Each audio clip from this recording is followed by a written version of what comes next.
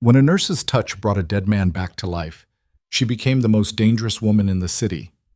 Mune, the most feared crime lord in the underworld, was supposed to die that night. His heart had stopped. His empire was crumbling. But Ilara, a young nurse on her loneliest shift, refused to let him go alone. What happened in those dark hours defied everything: medicine, logic, fate itself. Now she's marked, hunted, pulled into a world of violence she never imagined. This is their story. Stay until the end, hit that like button, and comment your city below so I can see how far this tale travels. The elevator to the 42nd floor moved in complete silence. Ilara watched the numbers climb, each one a small, bright rectangle that blinked and disappeared. Her reflection stared back from the polished steel doors. Tired eyes, hair pulled into a bun that had started to come loose around hour 9 of her shift, scrubs that still smelled faintly of the cafeteria coffee she'd spilled earlier. She looked exactly like what she was, a nurse 3 months out of training, running on 4 hours of sleep and the thin hope that she'd make it through another night without screwing something up. The hospital didn't usually send people like her to the penthouse suites. Those floors were for the wealthy, the connected, the kind of patients who had private doctors and security details. Ilara had only been up there once before, delivering labs that someone else had forgotten. She remembered marble floors and the strange quiet that money bought, a different world from the chaos of the ER 15 stories below. But tonight they were short-staffed. Again. 2 nurses out with the flu, 1 on maternity leave, and Jenkins had called in sick for the 3rd time this month, which everyone knew meant hungover. So when the charge nurse came looking for someone to cover a private watch on 42, Ilara had been the only one standing in the break room. Just vitals every hour, Maureen had said, barely looking up from her clipboard. Family wants someone present. Should be straightforward. Straightforward. That was the word that should have warned her. The elevator chimed. The door slid open onto a hallway that belonged in a luxury hotel, not a hospital. Soft lighting, artwork on the walls, carpet thick enough to muffle footsteps. Even the air smelled different up here. Clean, carefully filtered, expensive. Suite 4201 was at the end of the hall. 2 men stood outside the door. Ilara's steps slowed. They weren't medical staff. That much was obvious. They both wore dark suits that fit too well, stood too still, watched her approach with the kind of attention that made her skin prickle. Security, she figured. The serious kind. The taller one, broad shoulders, a scar that cut through his left eyebrow, held up one hand as she got close. Stop there. She stopped. I'm the nurse. For the patient in 4201. ID. She fumbled for her badge, suddenly aware of how badly her hands wanted to shake. The man studied it like he was memorizing every detail, then nodded to his partner. The second guard opened the door. Go ahead. The suite wasn't a hospital room. It was a death watch. The lights were dimmed low. Medical equipment lined one wall, all of it top tier, the kind of monitors that cost more than her car. But the rest of the space had been set up like a bedroom, expensive furniture, fresh flowers on the dresser, curtains pulled back to show the city sprawling below in a carpet of light. And in the bed, barely visible under white sheets, was the patient. Ilara approached slowly, checking the chart that had been left on the rolling table. The name at the top made her pause. Mune Corello. She'd heard that name before. Everyone had. You didn't live in this city for more than a week without hearing whispers about the Corellos. Old money mixed with new violence. A family that had their hands in everything. Real estate, shipping, clubs, casinos. The kind of people who appeared in society page photos and police reports with equal frequency. And the man in that bed was supposedly the worst of them. Ilara moved to his side, forcing herself into the familiar routine. Check the monitors first. Heart rate barely registering, oxygen saturation in the 70s, blood pressure circling the drain. The machines were doing most of the work now, keeping blood moving through a body that had essentially given up. She looked at his face. He was younger than she'd expected. Maybe mid-30s, though it was hard to tell with the oxygen mask covering half his features. Dark hair, sharp cheekbones, the kind of bone structure that probably photographed well. But his skin had that gray cast she'd learned to recognize, the color of someone standing at the edge. You the new one? Ilara jumped, spinning around. A woman stood near the window, tall, elegant, wearing a black dress that probably cost more than Ilara's monthly rent. She had the same sharp features as the man in the bed, the same dark hair, though hers was pulled back in a style that looked effortless and probably wasn't. "I'm sorry, I didn't see you there," Alara managed. "Most people don't." The woman's smile was thin. "I'm Gina, his sister." "Alara Chen, I'm covering the overnight watch." Gina studied her with eyes that missed nothing. "You look young." "I'm qualified." "I'm sure you are." Gina moved closer to the bed, her heels silent on the carpet. She reached out and adjusted the sheet, a gesture so careful it made Alara's throat tight. "They told us this afternoon. Brain activity is minimal. Blood pressure's been dropping for 6 hours. They're calling it clinically irreversible." She said those last words like they tasted bad. Medical speak for "he's already gone." Alara didn't know what to say to that. She'd learned in training that families needed honesty, but they also needed hope, and sometimes those two things couldn't exist in the same sentence. "I'll make sure he's comfortable," she said quietly. "Will you?" It wasn't really a question. Gina looked at her brother, and for a moment something cracked in that controlled expression, something raw and furious. Then it was gone. "His own doctor couldn't be bothered to stay, said there was nothing more to do, so they sent you instead." "I'll stay the whole shift." "Why?" The question caught Alara off guard. "It's my job." "No." Gina shook her head. "Your job is to check vitals every hour and document the decline. I've read the protocols. You could do that from the hallway if you wanted, so why stay?" Because nobody should die alone, Alara thought. But she didn't say it. Something in Gina's expression told her the woman wouldn't appreciate the sentiment. The door opened again. Another man entered, and the temperature in the room seemed to drop 5 degrees. He was massive. Not just tall, plenty of people were tall, but built like violence, all shoulders and controlled power. His face looked like it had lost arguments with fists and bottles and maybe a few moving vehicles. Dark eyes swept the room, landed on Alara, assessed her in half a second, and dismissed her just as fast. "Cade," Gina said. "This is the overnight nurse." Cade grunted. He moved to the other side of the bed, staring down at the man lying there. His hands curled into fists, relaxed, curled again. "Any change?" His voice sounded like gravel. "No." "The doctors said the same thing you heard this afternoon." Gina's voice went sharp. "It's done, Cade. We're just waiting now." "Bullshit." The word came out flat, hard. Cade's jaw worked. "He doesn't quit. Not like this." "He's not quitting. He's dying. There's a difference." They stared at each other across the bed, and Alara suddenly felt like she was intruding on something private, something dangerous. She busied herself checking the IV lines, pretending not to listen. "Who did this?" Cade's voice dropped lower. "We know yet?" "Not confirmed, but the pattern matches the Kozlov's work. The poison, the timing. Then we move. Tonight. Take out their—" "No." Gina cut him off. "We do nothing until we're sure. And even then, we do it smart. Mune wouldn't want a war started on assumptions. Mune's not here to say what he wants." The silence after that was brutal. Alara focused on the monitors, on the steady declining numbers that told a story these people didn't want to read. Heart rate down to 38. Oxygen saturation at 71. Every system shutting down in slow motion.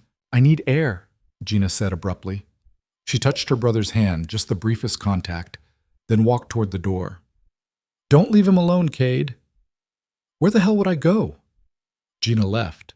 The door clicked shut, and then it was just Alara, the dying man, and the enforcer who looked like he wanted to put his fist through something.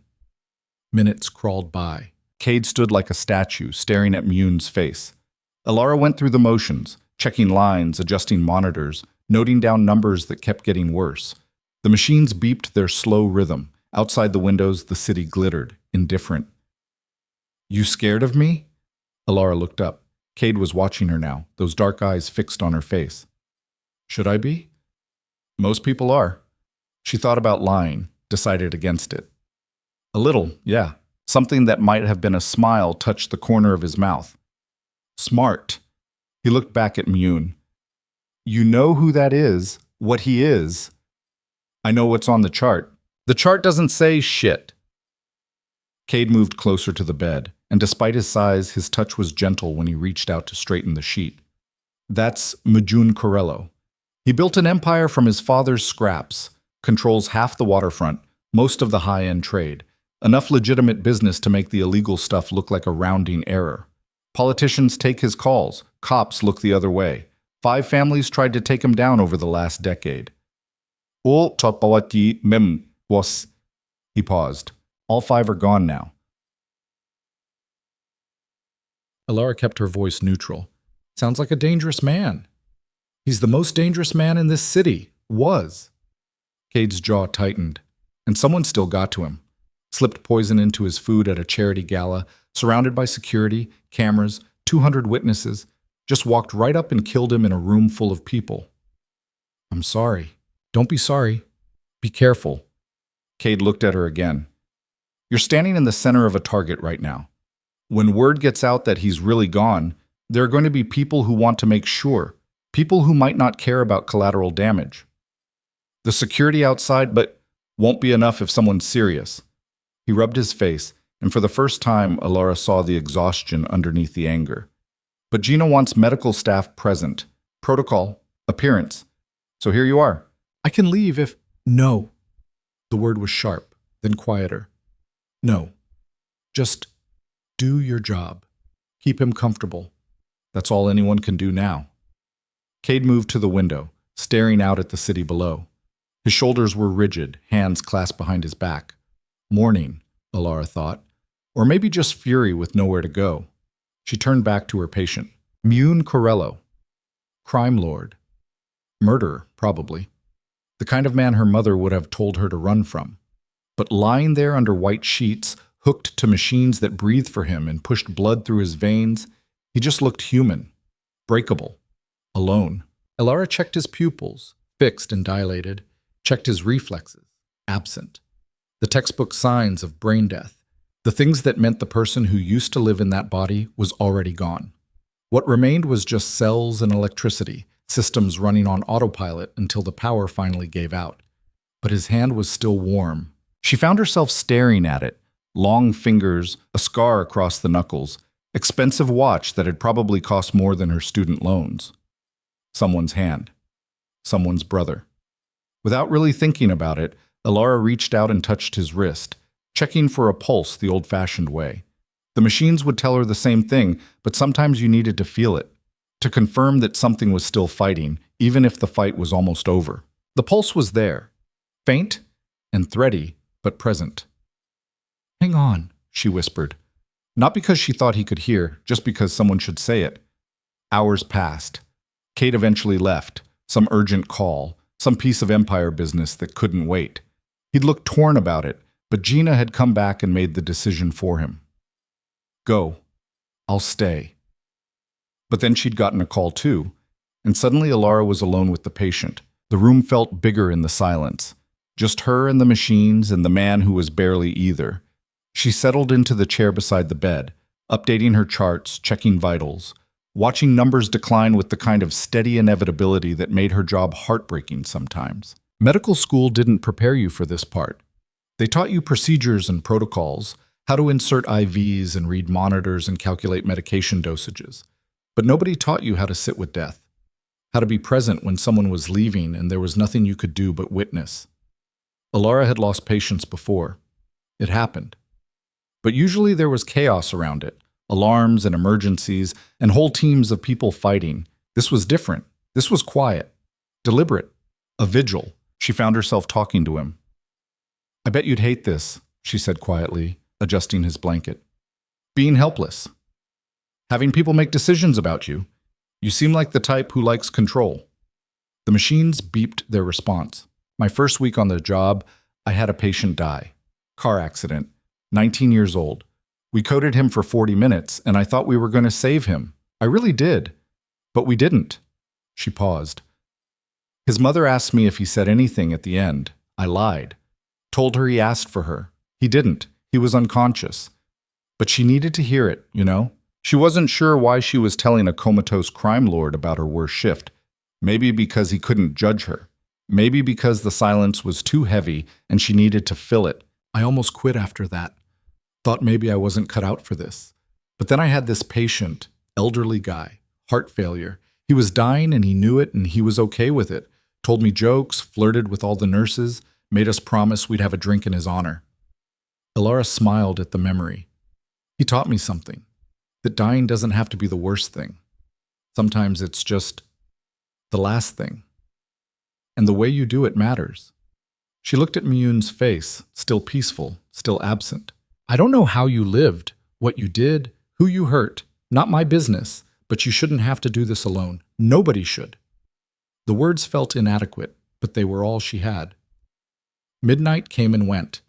The city outside began to quiet, the traffic thinning, lights dimming in distant windows. Elara did her rounds, blood pressure barely registering now, heart rate down to 30, oxygen saturation dropping into the 60s despite maximum support. He was circling the drain. Another hour, maybe 2. She should have called Gina, should have documented the decline, prepared the family for the inevitable. But something made her hesitate, some stupid, irrational instinct that said, wait, just a little longer. Elara moved closer to the bed. I'm here, she said softly. You're not alone. And then, because she couldn't think of anything else to do, because he was just a man after all, and every man deserved some small comfort at the end. She took his hand. His skin was cool now, the pulse in his wrist barely present.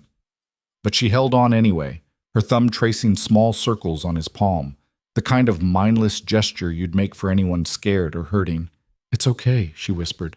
You can let go if you need to. The monitors kept their rhythm. His chest rose and fell with the ventilator's push. Nothing changed, except his fingers. Elara froze. It was barely anything, the smallest twitch, so faint she almost thought she'd imagined it. But then it happened again. His index finger curled just slightly against her palm. Mune? Her voice came out strangled. Another twitch, stronger this time. Elara's heart slammed against her ribs. She looked at the monitors. Heart rate unchanged, oxygen unchanged, nothing different except his eyelids flickered. Oh my God. She fumbled for the call button with her free hand, not willing to let go of him. Hang on, just hang on. His eyes opened. For a second they were unfocused, lost.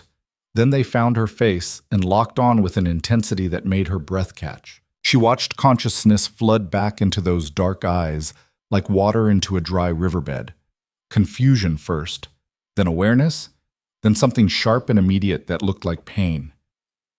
You're okay, Elara heard herself saying, which was a lie, because he definitely wasn't okay. But it was what came out. You're in the hospital. You're safe. I'm here. Mune tried to move.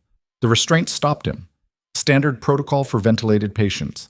But he fought them anyway with sudden violence that sent monitors shrieking. Stop! You have a breathing tube. You can't! He didn't stop. His eyes went wild, hands clawing at the ventilator tubing, and Elara had about 3 seconds to make a decision that could kill him or save him. She made it. I'm taking it out, she said, more to herself than him. Don't fight me. Her hands moved on autopilot, deflating the cuff, steadying his jaw, pulling the tube as he coughed and gagged. It came free in one horrible moment, and then he was gasping, dragging in air on his own, the sound wet and desperate.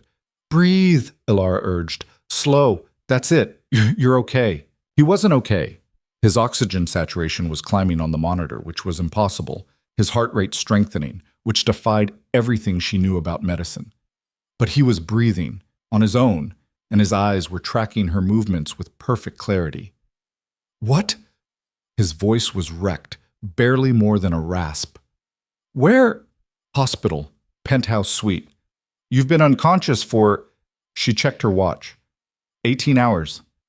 Do you remember what happened? He stared at her like she was speaking another language. Then his gaze moved past her to the room, the windows, back to her face. Who are you? Elara. I'm your nurse. Nurse.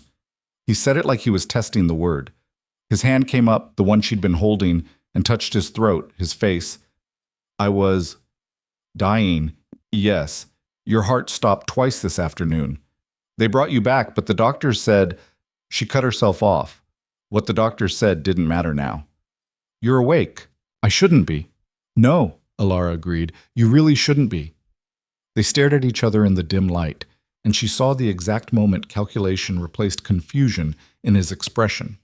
He was putting pieces together, figuring out where he was and what it meant and what happened next. "My sister," he said. "Cade. Where? They left a few hours ago. I can call them." "No." The word snapped out, then quieter. "Not yet. I need time." Time for what? He tried to sit up, made it maybe 3 inches before falling back with a sound that was half gasp, half curse. "Christ, how long was I out?" 18 hours since admission, but they think you were poisoned earlier, at some event." "The gala." His eyes closed. "I remember. The wine tasted wrong. I thought—" He laughed, bitter. "Doesn't matter what I thought. Someone got close enough to kill me. They didn't succeed, because you were here." His eyes opened again, found hers. "You brought me back. I didn't do anything. I was here. That's all." "You held my hand." Heat flooded her face. "You were dying. I felt it." His voice went quiet.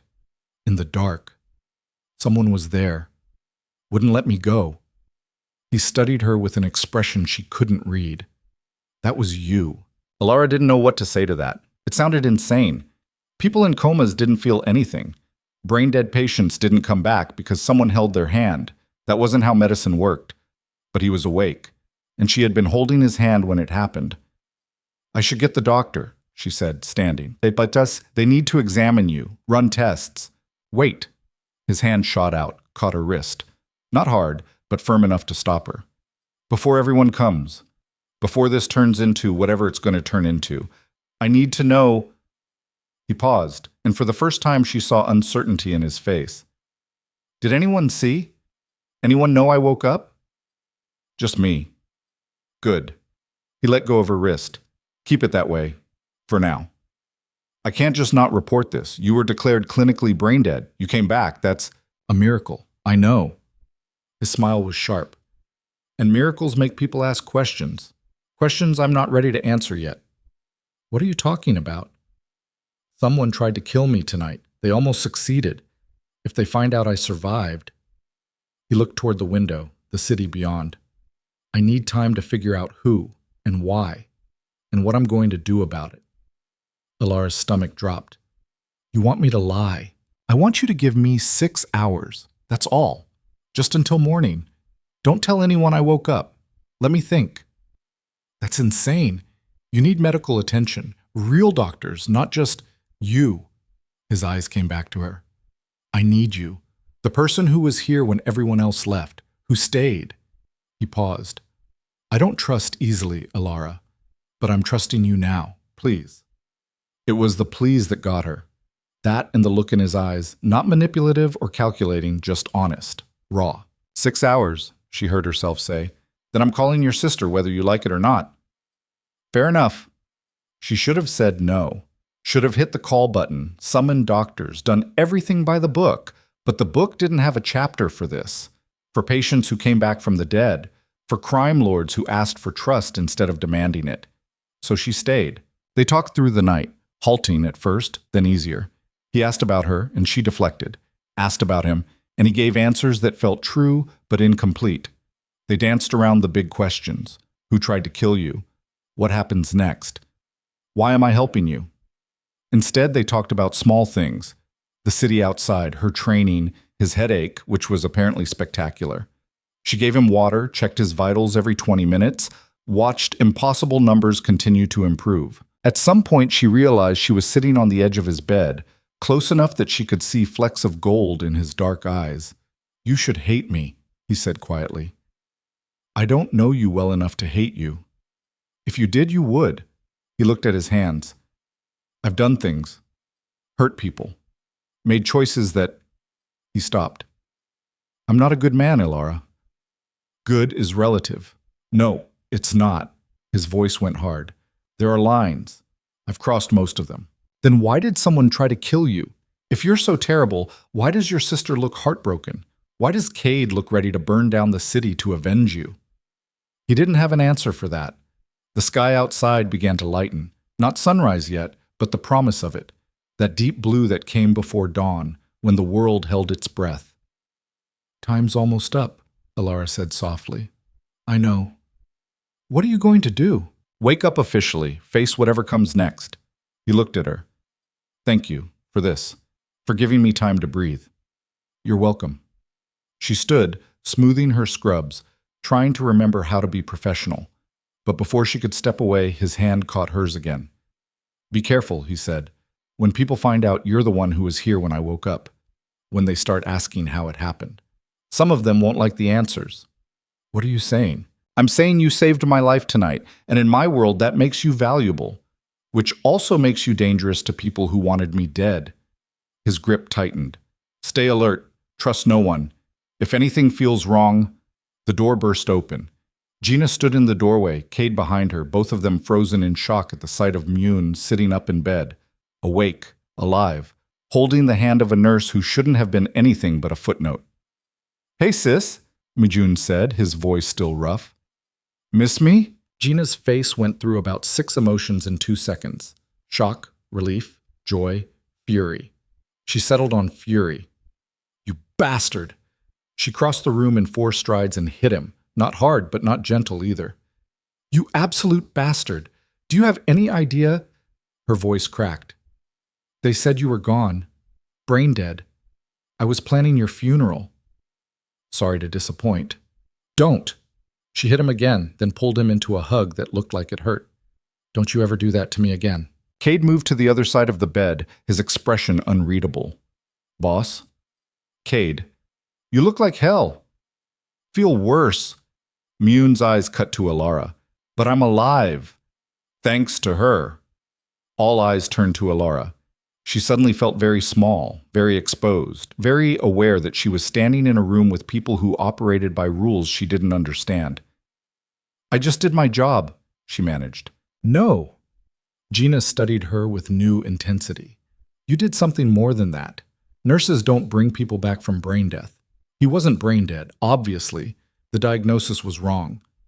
3 different doctors confirmed it. Then 3 different doctors were wrong. The silence that followed felt dangerous. Well, Cade said finally, this is going to be interesting. And Alara realized, standing there in the growing light of dawn, that she'd just stepped into a world she couldn't step out of.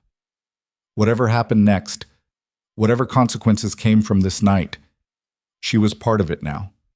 She'd saved a life. She just didn't know yet what that life was going to cost her. The questions started within the hour.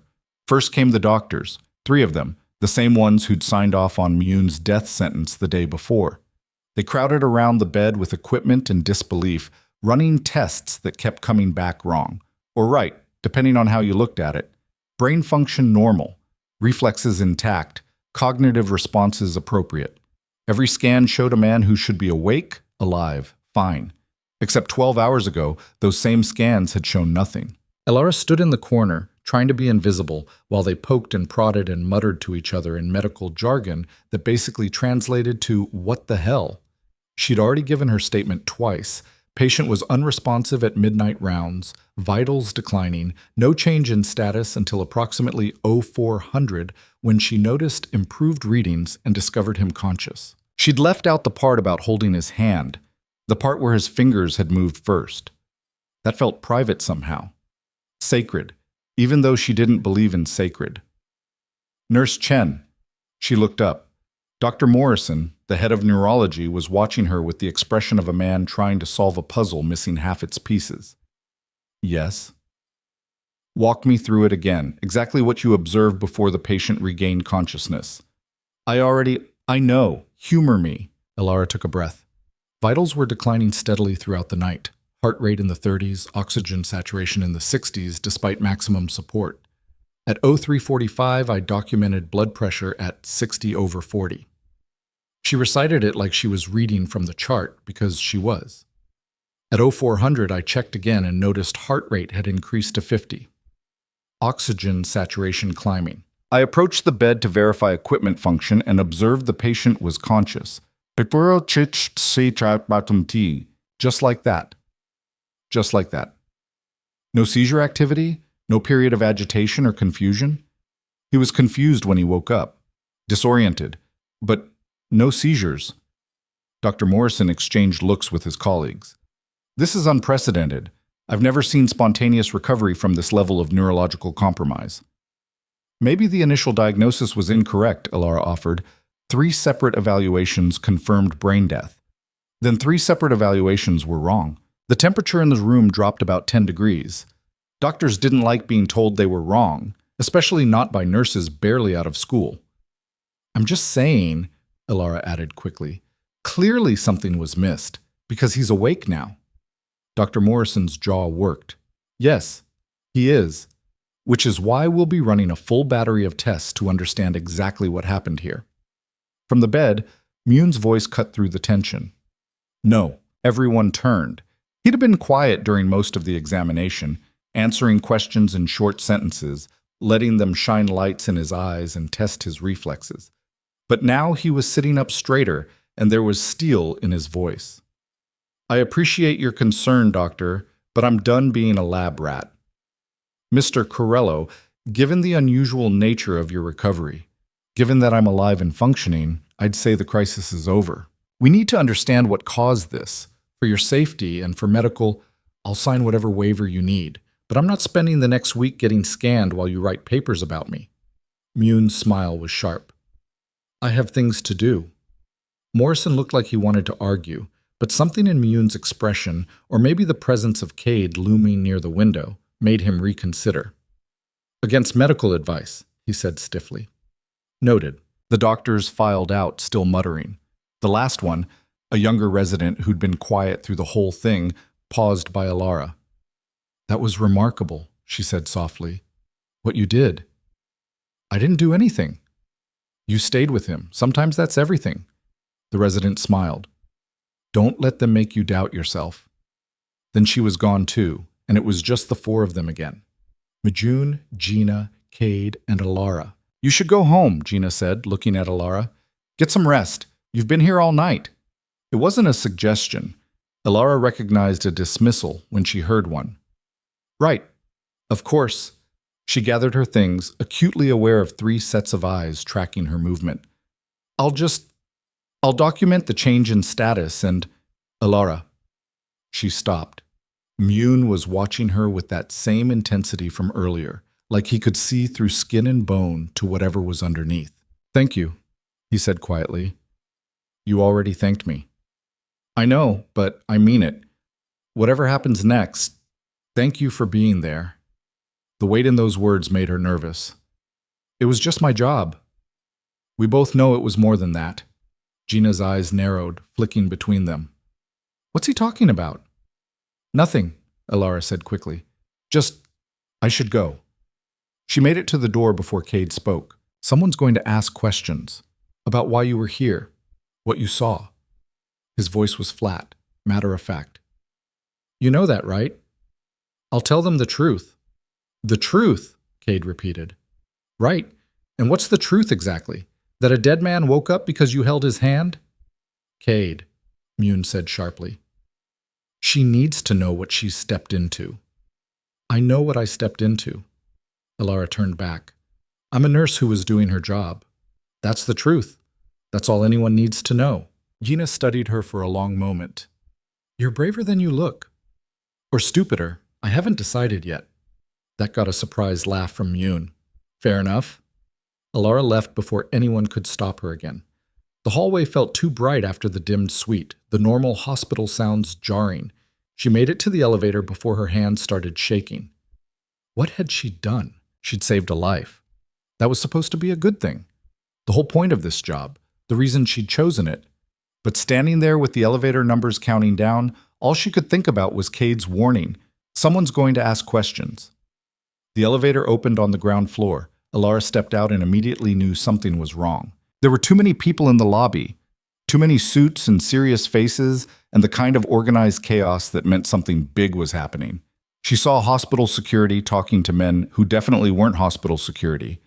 Saw someone with a camera being escorted out. Saw Nurse Chen? A woman materialized in front of her. Mid-40s, expensive coat, smile that didn't reach her eyes. Yes? Detective Sarah Vance. I was hoping I could ask you a few questions about Majun Corello. Alara's stomach dropped. I can't discuss patient information. I understand HIPAA. I'm not asking for medical details. I just want to know what you observed during your shift. Vance pulled out a notebook. You were assigned to watch him overnight, correct? I need to check with my supervisor before. It'll only take a minute. When did you first notice he was conscious? I really can't. Was anyone else in the room with you? Any visitors who might have... Detective? A new voice, male, authoritative. Alara turned to see a man in a hospital administrator badge striding toward them. Nurse Chen is off duty and not required to answer questions without legal representation present. Vance's smile got thinner. I'm just trying to understand. You can submit a formal request through proper channels. Until then, leave my staff alone. He turned to Alara. Go home, Chen. You've had a long shift. Alara didn't need to be told twice. She bolted for the exit, feeling Vance's eyes on her back the whole way. The morning air hit her like a slap, cold and sharp and real. She stood on the sidewalk, trying to remember where she'd parked, trying to process the last 12 hours, trying not to think about the look in that detective's eyes. Her phone buzzed. Unknown number. She almost didn't answer, but something made her thumb the screen. Hello? It's Gina Corello. We need to talk. Alara's first instinct was to hang up. Her second was to run. She did neither. How did you get this number? Does it matter? Listen carefully. People are going to come asking about my brother. Police, reporters, others. You don't talk to any of them. Understood? You can't tell me. I'm not telling you. I'm advising you. For your own safety. What's that supposed to mean? Gina's voice went softer, which somehow made it worse. It means that right now, you're the girl who brought Mijun Corello back from the dead. And there are people who won't be happy about that. People who had plans that depended on him staying dead. Alara's mouth went dry. Are you threatening me? I'm warning you, there's a difference. A pause. My brother seems to think you're worth protecting. I'm trying to decide if he's right. I don't need protection. I don't need anything from you people. I just want to do my job, and your job just became a lot more complicated. Accept that or don't, but either way, watch your back. The line went dead. Alara stood there staring at her phone, heart hammering, trying to convince herself this was all some kind of stress-induced hallucination. She was a nurse, a nobody. She didn't get mysterious phone calls from crime families. She didn't get warnings about watching her back, except apparently she did now. She made it home on autopilot, small apartment in a not-great neighborhood, the kind of place where rent was cheap and police sirens were background music. It had never felt unsafe before. Now she found herself checking the locks twice, closing the blinds, jumping at every sound from the hallway. Sleep should have come easy after a 12-hour shift. Instead, she lay in bed staring at the ceiling, replaying the night in her head. The moment Miyun's fingers had moved, the look in his eyes when he woke up, the way he'd said thank you, like he meant it, the way Kate had looked at her like she was already a problem that needed solving. Her phone buzzed again. Another unknown number. This time she did ignore it, but then it rang again and again. 5 calls in 10 minutes, all different numbers. On the 6th, she answered just to make it stop. What? Ms. Chen? A man's voice, smooth and professional. My name is Richard Kozlov. I represent certain business interests in the city. I understand you were present when Mijun Corello regained consciousness. Every hair on Alara's neck stood up. Who is this? I said, I heard you. I'm asking who you really are. A pause. Perceptive, I like that. I'm someone who would very much like to know exactly what happened in that hospital room, and I'm willing to pay for information. I'm not interested. Everyone's interested in money, Ms. Chen, especially nurses making, what is it, $60,000 a year? Plus student loans, I imagine. That must be difficult. Alara's hand tightened on the phone. Don't call me again. Wait. Before you hang up, consider this. Right now, you're a loose end. A witness to something that shouldn't have happened. The Corellos will want to keep you quiet. I'm offering you a chance to profit from what you know before they decide you're a liability. Or before you decide I am. Kozlov laughed. Smart girl, but think about it. You stumbled into the middle of something very dangerous. The only way out is to choose a side. Choose wisely. She hung up and immediately blocked the number, then blocked the other 5. Then sat there shaking, wondering if blocking numbers actually did anything when the people calling could apparently get whatever number they wanted. This was insane. This was a nightmare. 24 hours ago, her biggest problem was covering an extra shift. Now she had crime families calling her, detectives ambushing her in lobbies, warnings about watching her back, all because she'd held a dying man's hand. The buzzer from downstairs made her jump so hard she dropped the phone. She crept to the intercom. Yes? Delivery for Chen. I didn't order anything. Package was dropped off, no return address. Alara's heart rate spiked. Leave it in the lobby. Lady, I'm not supposed to, please just leave it. She waited 20 minutes before going down. The lobby was empty except for old Mr. Park collecting his mail. The package sat on the front desk, small, wrapped in brown paper, her name written in neat block letters. No return address. No postage. Hand delivered. She should have left it, should have called the police or thrown it away or literally anything except what she did, which was take it upstairs and open it. Inside was a phone, cheap burner, the kind you could buy at any convenience store, and a note. Use this if you need help. Delete this message. M for Mune. Alara stared at the phone like it might bite her. This was crazy. She should throw it away, should want nothing to do with any of this. Instead, she powered it on. Found one contact already programmed in. No name, just a number. She deleted the note like it said. Hid the phone in her bedside drawer, tried to convince herself she'd never use it. Sleep finally came around noon, restless and full of dreams about dark eyes and beeping monitors and voices asking questions she didn't know how to answer. She woke to her regular phone ringing, her supervisor. Chen, we need you to come in. Alara checked the time. 4 in the afternoon. My shift doesn't start until... This isn't about your shift. Administration wants to talk to you about last night. About what specifically? Just come in. And Chen, bring your union rep. The line went dead. Bring your union rep. That was never a good sign. Alara dressed in clean scrubs, trying to ignore the knot in her stomach. She'd done nothing wrong. She'd followed protocol, documented everything, done her job. They couldn't fire her for a patient recovering unexpectedly. Could they? The hospital felt different walking in the second time. Or maybe she was different. She noticed things she hadn't before. Security cameras everywhere, people watching her, conversations that stopped when she passed. The administrative offices were on the 3rd floor. Alara had only been up there once during orientation. The carpet was nicer than the patient floors, the artwork less depressing. Her union rep was already waiting. Dave something, mid-50s, perpetually tired looking. What's this about? Alara asked. They're calling it an incident review, standard procedure for unusual patient outcomes. There was no incident. The patient recovered. I know, but given who the patient is... Dave lowered his voice. Word is the police are asking questions.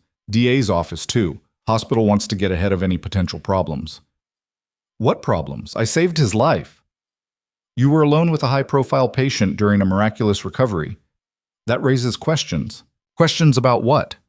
Before Dave could answer, a secretary called them in. The room was too full.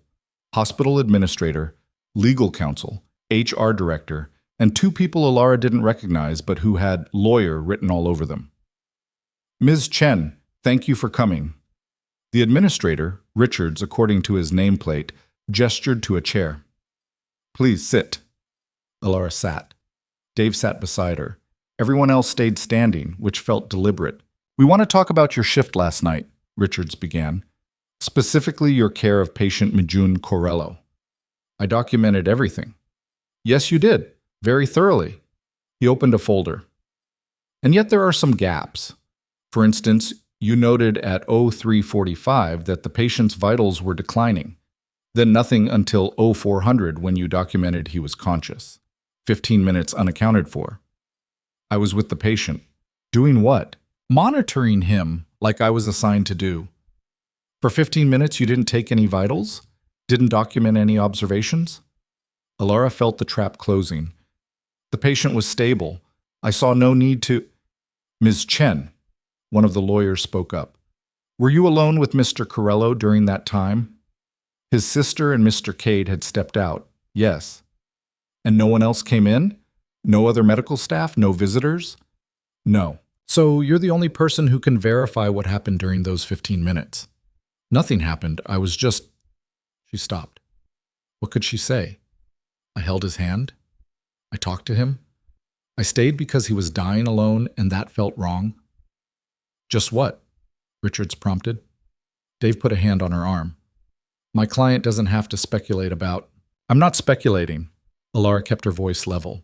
I was doing my job, monitoring the patient, being present in case of any changes in status, which there were. I documented them as soon as they occurred, after he was already conscious. Yes, because that's when I noticed. The lawyers exchanged looks. Richards leaned back in his chair. Ms. Chen, I'm going to be frank with you. This situation is highly irregular. A patient declared brain dead makes a full recovery under the sole care of a nurse with less than 6 months' experience. The family is refusing further testing. The police have questions. And now we're hearing rumors that... He paused. That something unusual happened in that room. Unusual like what? That's what we're trying to determine. Are you accusing me of something? We're trying to understand what happened. I told you what happened. You told us the medical facts, but there's clearly more to this story. Alara's hands curled into fists under the table. With all due respect, sir, my patient was dying. He got better.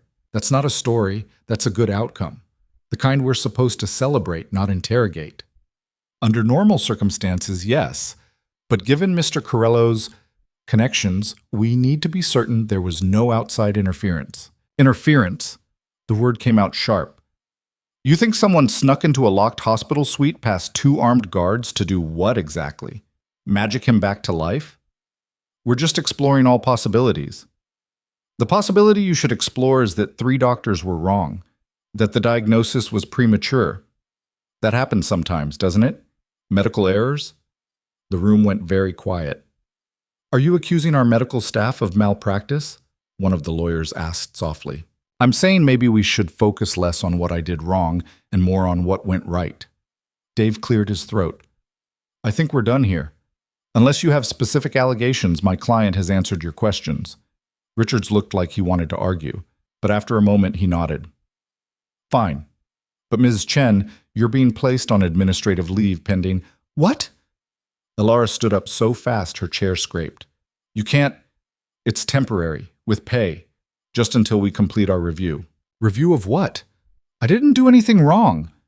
It's standard procedure for sensitive situations. This is because of who he is, isn't it? Because he's Majun Corello. If he was anyone else, this wouldn't be an issue. Richard's mask slipped a little. But he's not. And right now you're at the center of something we don't understand. Until we do, you're a liability. I'm a liability, Alara repeated flatly. Yesterday I was a good employee. Today I'm a liability, because I did my job too well. Go home, Ms. Chen. We'll be in touch. She wanted to scream, wanted to flip the table and tell them all exactly where they could shove their administrative leave. But Dave was guiding her toward the door, and somewhere under the anger was the cold realization that fighting would only make this worse. They walked in silence to the elevator. Only when the doors closed did Dave speak. That was bad. You think? They're scared. The hospital, I mean. Scared of the attention, the questions, the potential legal issues. You became the focal point for all that fear. So they're sacrificing me to cover their asses. Probably. He sighed. Look, take the leave. Let this blow over. In a week or 2, everyone will forget about it and you can come back. And if they don't forget, Dave didn't answer. He didn't have to. Alara left through the side exit, avoiding the main lobby where Detective Vance might still be lurking. Her car was where she'd left it. No mysterious notes on the windshield, no one waiting in the shadows. Small mercies. She sat in the driver's seat, hands on the wheel, trying to decide what to do next. Go home and hide? Call a lawyer? Burn the burner phone and pretend the last 24 hours never happened? Her regular phone buzzed. Text from an unknown number. Turn on the news, Channel 7, JJ for Gina. Alara pulled up the local news on her phone. The lead story made her stomach drop. Breaking news in the mysterious recovery of businessman Majun Corello. Sources say the patient, who was declared brain dead yesterday following a suspected poisoning, made a miraculous recovery overnight while under the care of a single nurse. Hospitals have released no official statement, but speculation is growing about what really happened in that penthouse suite. We'll have more on this developing story at 6. They didn't name her. But they didn't have to. How many nurses had been alone with Majun last night? Her phone rang. Unknown number again. Against her better judgment, she answered. You need to come in. Gina's voice, clipped and urgent. Now. Come in where? The address I'm texting you. Don't tell anyone where you're going. Why would I? Because in about 2 hours, that news story is going to include your name. And when it does, you're going to have reporters camped outside your apartment, police wanting statements, and people with less noble intentions asking questions you don't want to answer. A pause. You're not safe alone anymore, Alara. My brother seems to think you're worth protecting, so let us. I don't need... Yes, you do. You just don't know it yet. Gina's voice softened. Please, just come in. Talk to Miyun, then decide. The line went dead. A second later, an address appeared via text. Somewhere in the warehouse district, the part of the city where zoning laws got flexible and questions weren't asked. Alara sat there, phone in hand, car running, at the intersection of a dozen bad choices. She could go home, ignore all of this, ride out the administrative leave and hope everything went back to normal. Except normal was already gone. The moment she'd held Mayun's hand, the moment she'd decided to give him those 6 hours, normal had walked out the door and wasn't coming back. She could go to the police, tell them everything, ask for protection, hope the system would keep her safe. But the system had just put her on administrative leave for saving a life. The system had lawyers and administrators more worried about liability than truth. The system couldn't protect her from people who made other people disappear.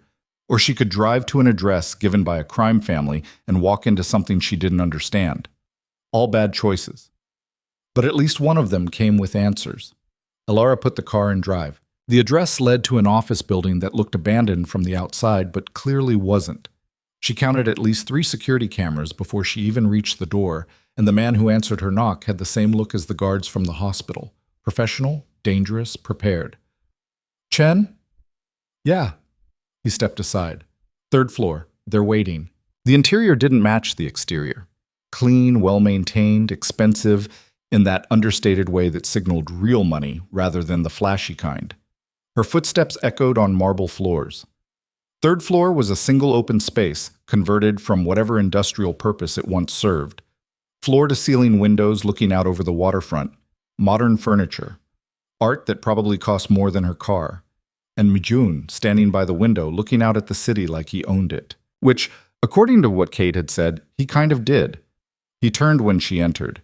He looked better than he had that morning, showered, dressed in casual clothes that probably cost a month's salary, moving like someone who hadn't been dead yesterday. You came. Your sister was persuasive. She usually is. He gestured to a chair. Sit, please. I'd rather stand. Fair enough. He studied her face. You look angry. I am angry. I got put on leave. Had lawyers interrogate me. Got told I'm a liability. All for doing my job. I'm sorry. Are you? Because from where I'm standing, this is your fault. Your people, your enemies, your mess. I just got caught in the middle. You're right. That stopped her. She'd expected denials, excuses, the kind of smooth talk people like him were supposed to be good at, not agreement. I'm right, she repeated. Yes, this is my fault, my world, my consequences. He moved closer, and she fought the urge to step back. But you're in it now, whether either of us wanted that. So the question is what we do about it. We don't do anything. I go home, keep my head down, wait for this to blow over. It won't blow over, not now. He pulled out his phone, showed her the screen. News article, her name in the headline. It's already starting. Alara read the first paragraph and felt the ground shift under her feet. They had her address, her age, her background. Everything except her favorite color. How did they? Public records. Social media. It's not hard when people want to find you. He pocketed the phone. By tonight, you'll have reporters on your doorstep. By tomorrow, people who aren't reporters. The Kozlovs. His expression darkened. You talked to them? One of them called. Offered me money for information. What did you tell them?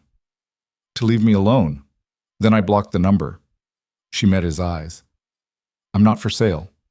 I know. That's why you're in danger. Danger from who, exactly? Alara demanded. The Kozlovs? Your enemies?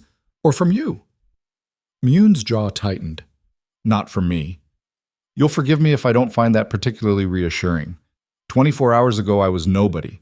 Now I've got crime families calling me, detectives following me, my name in the news, all because I was in the wrong place at the wrong time. You were in exactly the right place. His voice went quiet. I'd be dead if you weren't. Maybe that would have been simpler for everyone. The words came out harsher than she'd intended, and she saw them land. Myoun's expression flickered, hurt, maybe, or something close to it, before the mask came back up. Maybe it would have been, he agreed. Simpler, cleaner, one less problem for the city to deal with. He turned back to the window. But you didn't let me die. You stayed. And now we're both dealing with the consequences. Footsteps on the stairs made them both turn. Gina appeared, Cade right behind her, both of them looking like they'd been in a fight. Or were about to start one. We've got a situation, Gina said without preamble. What kind of situation? The kind where someone left a dead orchid on your doorstep. She pulled out her phone, showed them a photo. White petals gone brown, arranged carefully in a black vase. Kozlov's signature. They're making a statement. Alara felt cold spread through her chest. A statement about what? About you. Gina looked at her with something that might have been sympathy. In their world, orchids mean death. Leaving one is a warning or a promise. But I don't have anything to do with you brought Myoun back. That makes you involved. Cade's voice was flat. Kozlov's had plans that required him dead. You screwed that up. Now they want to know if you're an asset or a threat. I'm neither. I'm a nurse. You stopped being just a nurse the second you touched him. Cade moved to the window, scanning the street below with professional paranoia. Question is what we do about it. Myoun spoke before Alara could. We keep her safe. That's not your decision to make, Alara snapped. I'm not some damsel who needs protecting. I'm a person with a life, a job, an apartment full of stuff I actually care about. All of which will still be there when this is over. And when will it be over? When the Kozlovs decide I'm not worth killing, when the police stop asking questions, when my hospital decides I'm not a liability anymore? Her voice cracked. I didn't ask for any of this. I know. Myoun turned to face her, and there was something raw in his expression. I know you didn't. And if I could undo it, make it so you never walked into that room, never got tangled up in this. He stopped. But I can't. So the best I can do is make sure you survive it. By what? Locking me up here? Making me disappear? By keeping you alive long enough to figure out who's trying to kill me and why. Once they're dealt with, you can go back to your life. Just like that. Just like that, Alara laughed, bitter. You really think it works that way? That I can just go back to checking vitals and working doubles after all this? They know my name now, my face, where I live. We can relocate you. New city, new identity, whatever you need. I don't want a new identity. I want my life back. Then help me end this. Myoun stepped closer. Help me find who poisoned me. Once they're gone, the threat to you goes with them. How exactly am I supposed to help with that?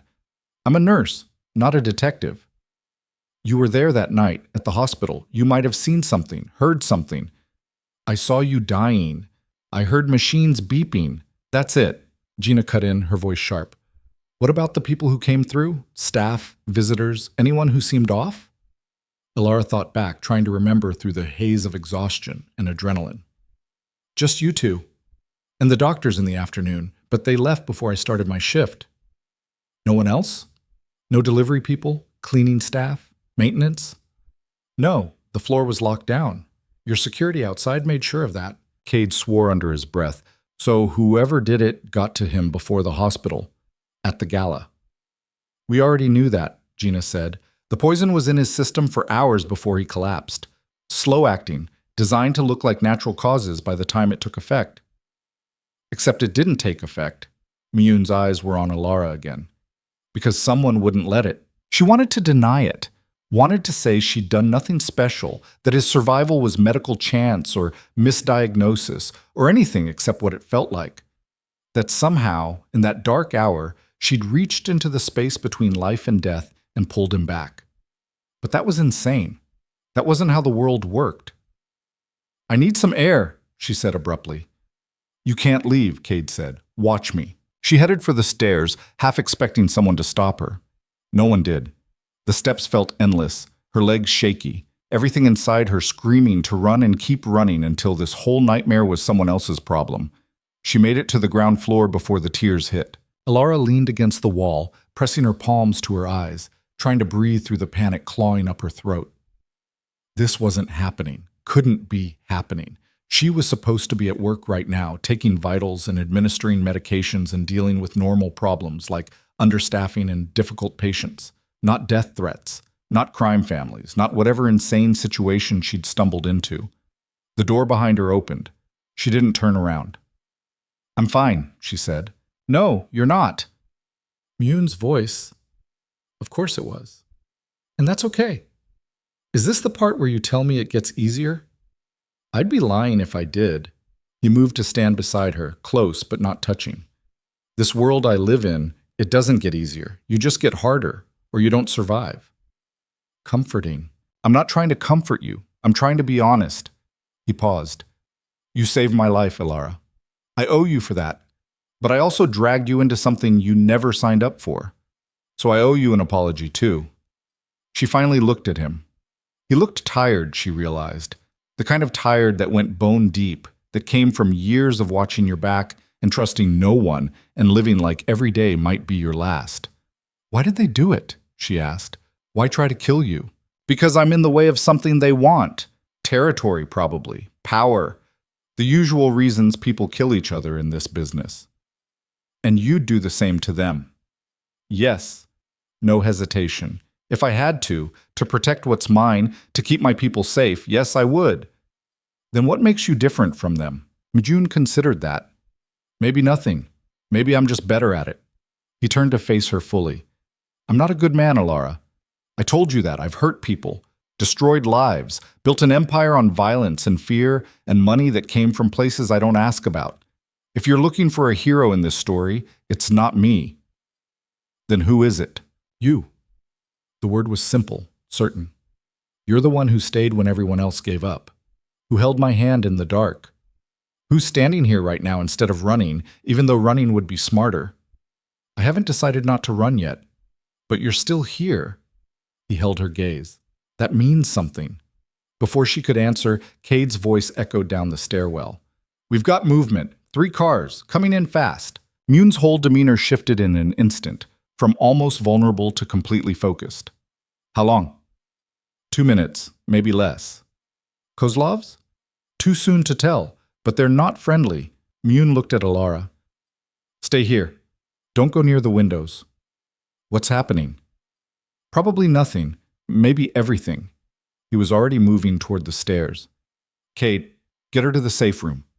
I don't need a safe room. I need answers. The first gunshot cut off the rest of her sentence. It wasn't like the movies. No dramatic pause, no warning, just a sudden crack that echoed off concrete and glass, followed by the sound of something shattering upstairs. Kate had her arm in a grip like iron, pulling her toward a door she hadn't noticed before. Move. Now. What about... He can handle himself. You can't. He pushed her through the door into a narrow corridor, cement walls and harsh lighting. Behind them, more shots. Shouting. The distinctive sound of someone kicking in a door. This way. Cade moved fast for someone his size, practically dragging her along. There's an exit at the end, leads to the underground parking. Cars waiting. We're leaving him? We're following orders. They hit a metal door. Cade punched in a code, yanked it open. In? Now. The space beyond was small, windowless, lined with monitors showing different angles of the building. On one screen, Alara could see the main entrance. 3 men in dark clothes moving with purpose. On another, the 3rd floor. Mjun and Gina taking cover behind furniture as bullets chewed through the drywall. We have to help them, Alara said. We are helping by keeping you alive. Cade was typing on one of the keyboards, bringing up more camera feeds. They knew we'd move you. This is a diversion. A diversion from what? As if in answer, another monitor flickered to life. Her apartment building. 2 men standing outside her door, one of them holding something that looked like lockpicks. They're hitting multiple targets, Cade said grimly. Smart. Divide our attention, spread us thin. My apartment. There's nothing there worth stealing. They're not stealing. They're sending a message. He pulled out his phone, sent a rapid series of texts. Boss wants you gone. Out of the city until this settles. I'm not leaving. Not your call. Like hell it's not. Elara pulled away from him. I'm not some chess piece you people can move around. I make my own decisions. Then decide to stay alive. Cade's voice went hard. Those men at your apartment? They're not there to talk. They're there to make sure you can't tell anyone what you saw. And if you go back, if you try to reclaim your normal life right now, they will find you, and they will kill you. Is that clear enough? On the monitors, the gunfight upstairs intensified. Elara watched Miyun move fast, efficient, someone who'd done this before and would probably do it again. He wasn't panicking, wasn't even flinching, just returning fire with the kind of precision that came from practice. This was his world, violence and strategy and constant threat, and she'd somehow become part of it. How do I get out? She asked quietly. What? You said there's a way out. Show me. Cade studied her face. Boss said to keep you here until... Your boss is under fire and making decisions based on keeping me safe, which is clouding his judgment. So I'm making the decision for him. Show me the exit. For a long moment, Cade just stared at her. Then something that might have been respect flickered across his face. This way. He led her to another door, this one leading to a stairwell that went down. Parking level 2. Black SUV, keys in the ignition, drive straight to... He rattled off an address. One of our safe houses. Someone will meet you there. What about you? I'm going back up. He handed her a gun. Elara stared at it. I don't know how to use that. Point the end with the hole at whatever you want to stop. Pull the trigger. Simple. He was already heading back. Don't come back here. Don't go home. Don't trust anyone except the people at that address. Understand? Wait. But he was gone, moving back toward the sound of gunfire with the kind of determination that said leaving wasn't an option. Elara looked down at the gun in her hands. It was heavier than she'd expected, real in a way that made everything else feel surreal. She could leave, should leave. Follow Cade's instructions, drive to the safe house, let these people handle their own problems while she tried to figure out how to rebuild a life that had been torn apart. But on the monitors behind her, she could still see them fighting. Mune and Gina and Cade holding off attackers who'd come for blood. Her blood, probably. Or at least her silence. And she realized something that should have scared her more than it did. She couldn't leave. Not yet. Not like this. Elara set the gun down carefully, pulled out the burner phone Miyun had sent her, dialed the only number in it. He answered on the first ring, slightly breathless. Elara? I'm still in the building. I told Cade to get you out. He tried. I stayed. She could hear gunfire in the background of his call. What do you need? I need you safe. What do you need? She repeated. A pause. More shots. Then, 3rd floor, east corner, med kit in the bathroom cabinet. Gina took one in the shoulder. I'm on my way. Elara, she hung up, grabbed the gun because leaving it seemed stupider than taking it, hit the stairs at a run. The 3rd floor was chaos. Bullet holes in the walls, broken glass everywhere, the acrid smell of gunpowder heavy in the air. She kept low, moving toward voices. Need to fall back. Not until we know they're clear. Elara rounded the corner. Gina was propped against the wall, blood soaking through her jacket, face pale but conscious. Miyun was at the window, firing controlled bursts at someone below.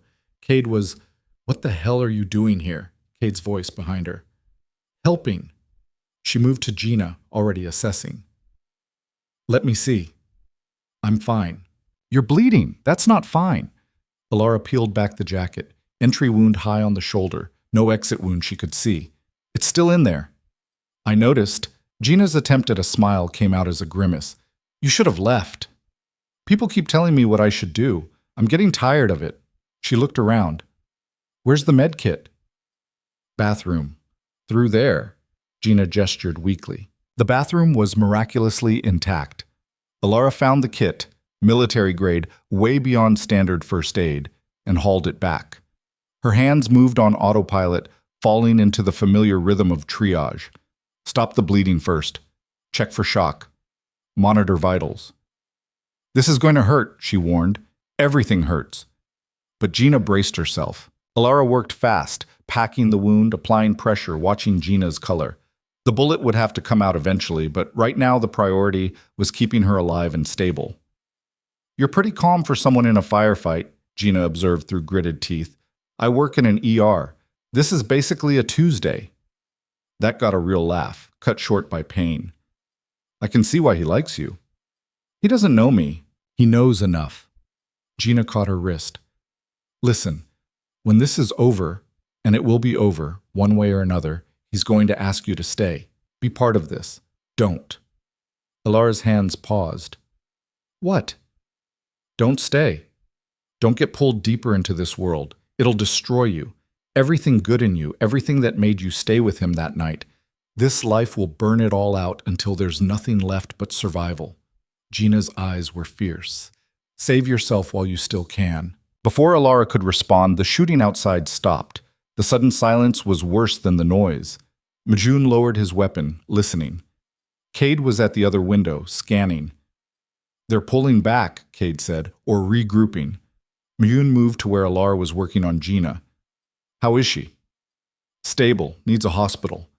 "No hospitals." Gina's voice was firm. "We have a doctor, someone we trust. She needs surgery. And she'll get it. Just not somewhere with records and questions." Myun's hand touched Alara's shoulder briefly. "Thank you for coming back." "You said you needed help." "I said I needed you safe." "Same thing, apparently." She finished bandaging Gina's shoulder. "That'll hold until your doctor gets here. Keep pressure on it." More footsteps on the stairs, multiple people, moving fast. Cade and Myun both raised their weapons, but then a voice called out, "Boss, it's me!" 4 men entered, all armed, all wearing the same professional, dangerous expression as Cade.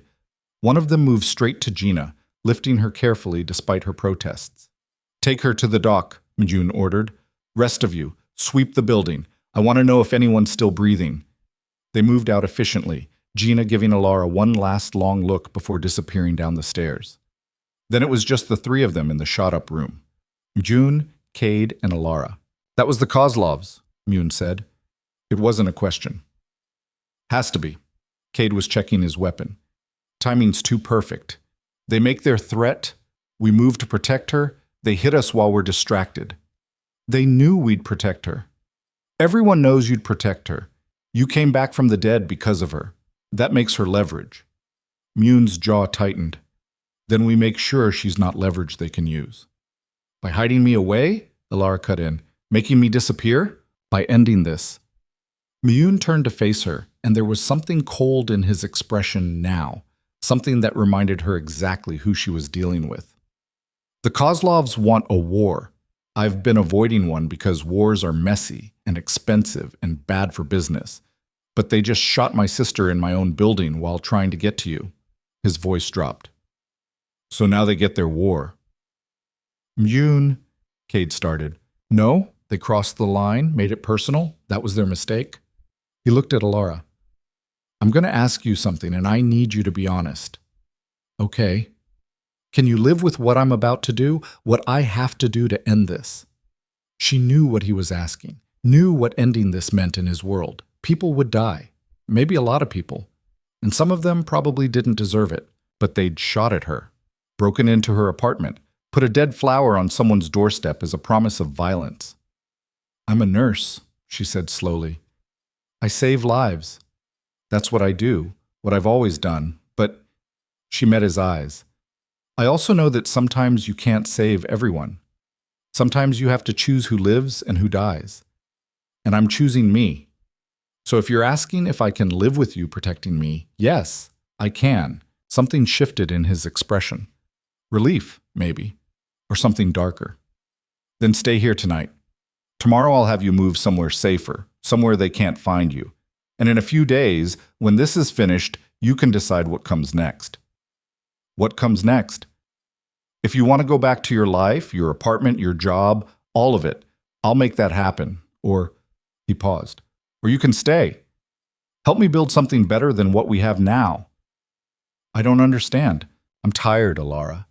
Tired of fighting, of looking over my shoulder, of living in a world where poisoning someone at a charity gala is just business." He gestured to the destroyed room. I want something different, but I can't get there alone. You have Gina, Cade, an entire organization. I have soldiers and strategists and people loyal to power. What I need is someone who reminds me what I'm fighting for." His voice went quiet. Someone who stayed when everyone else walked away. The weight of what he was offering and what he wasn't saying settled over her. This wasn't just about protection or gratitude. This was something more dangerous, more complicated.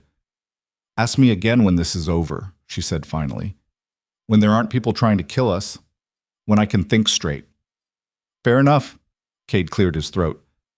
"Boss, we need to move. If the Kozlovs are willing to hit us here, nowhere's safe right now." Mune nodded. "Get the cars ready. I want her at the North House within the hour." "What about you?" "I have a meeting to arrange." His smile was sharp, cold. "The Kozlovs want to negotiate, so we'll negotiate." "That's a trap," Ilara said. "I know. That's why I'm bringing enough people to spring it first." He looked at her. "Go with Cade. Stay safe. I'll see you on the other side of this. And if there is no other side, then thank you for giving me a few more days than I would have had otherwise." He left before she could respond, moving with purpose toward whatever violent conclusion he'd planned. Cade watched him go, something like worry crossing his face before the mask came back up. "He's going to get himself killed," Ilara said. "Probably." Cade picked up her discarded gun, checked it, handed it back. "But he'll take a lot of them with him first. That's how this works." "That's insane. That's our world." He headed for the stairs. "Come on, we're burning daylight." Ilara followed, gun heavy in her pocket, mind racing. 24 hours ago, she'd been complaining about extra shifts and student loans. Now she was running from assassins and patching up gunshot wounds and carrying a weapon like it was normal. Nothing about this was normal. But as she climbed into the SUV with tinted windows and armed guards, as Cade gave orders in code and the city fell away behind them, she realized something that should have terrified her. She didn't want to go back. Her old life, the small apartment, the hospital shifts, the careful routine, felt like it belonged to someone else now. Someone smaller, more afraid, content to exist in the margins while bigger things happened around her. That person had died in the penthouse suite, and Ilara wasn't entirely sure who she was becoming in her place. The North House turned out to be a compound hidden in the hills outside the city, the kind of place that didn't show up on maps and probably had its own zip code. High walls, security cameras every 20 feet, guards who looked like they ate nails for breakfast. Ilara counted at least 6 on the perimeter before she stopped counting. "Home sweet home," Cade muttered, punching in a code that opened the main gate. The house itself was massive. Modern architecture, all glass and clean lines. The kind of place featured in magazines about people who had more money than sense. But there was function underneath the form. Reinforced windows, strategic sight lines, multiple exits she could see, and probably a dozen she couldn't. A fortress pretending to be a home. Cade led her inside through rooms that looked barely lived in. Too perfect, too staged. Like a showroom instead of a place where people actually existed. "Your room's upstairs, second door on the left," he said. "Don't leave the house. Don't go near windows. Someone will bring you food." "How long am I staying here?" "However long it takes." "That's not an answer." "It's the only one I've got." He was already heading back toward the door. "Get some rest. You look like hell." "Thanks. You're a real comfort." That almost got a smile. "Yeah, well, comfort's not really my thing." He paused at the threshold. "For what it's worth, you did good today. Gina would have bled out if you hadn't come back. I'm a nurse. It's what I do. Most nurses don't run toward gunfire. Most nurses don't get dragged into mob wars." "Fair point." He left, and she heard the locks engage behind him. Multiple locks. Heavy ones. She was safe, and completely trapped. Ilara climbed the stairs on legs that felt like concrete, adrenaline finally giving way to exhaustion that hit like a freight train. The room Cade had indicated was nice. Too nice, with furniture that probably cost more than her car, and a view of the city sprawling below like a carpet of lights. Somewhere down there, Mune was walking into a meeting that might get him killed. She should sleep, should take advantage of the first safe space she'd had in hours, and rest while she could. Instead, she stood at the window watching the city, thinking about all the ways this could go wrong. Her phone buzzed. Her real phone, not the burner.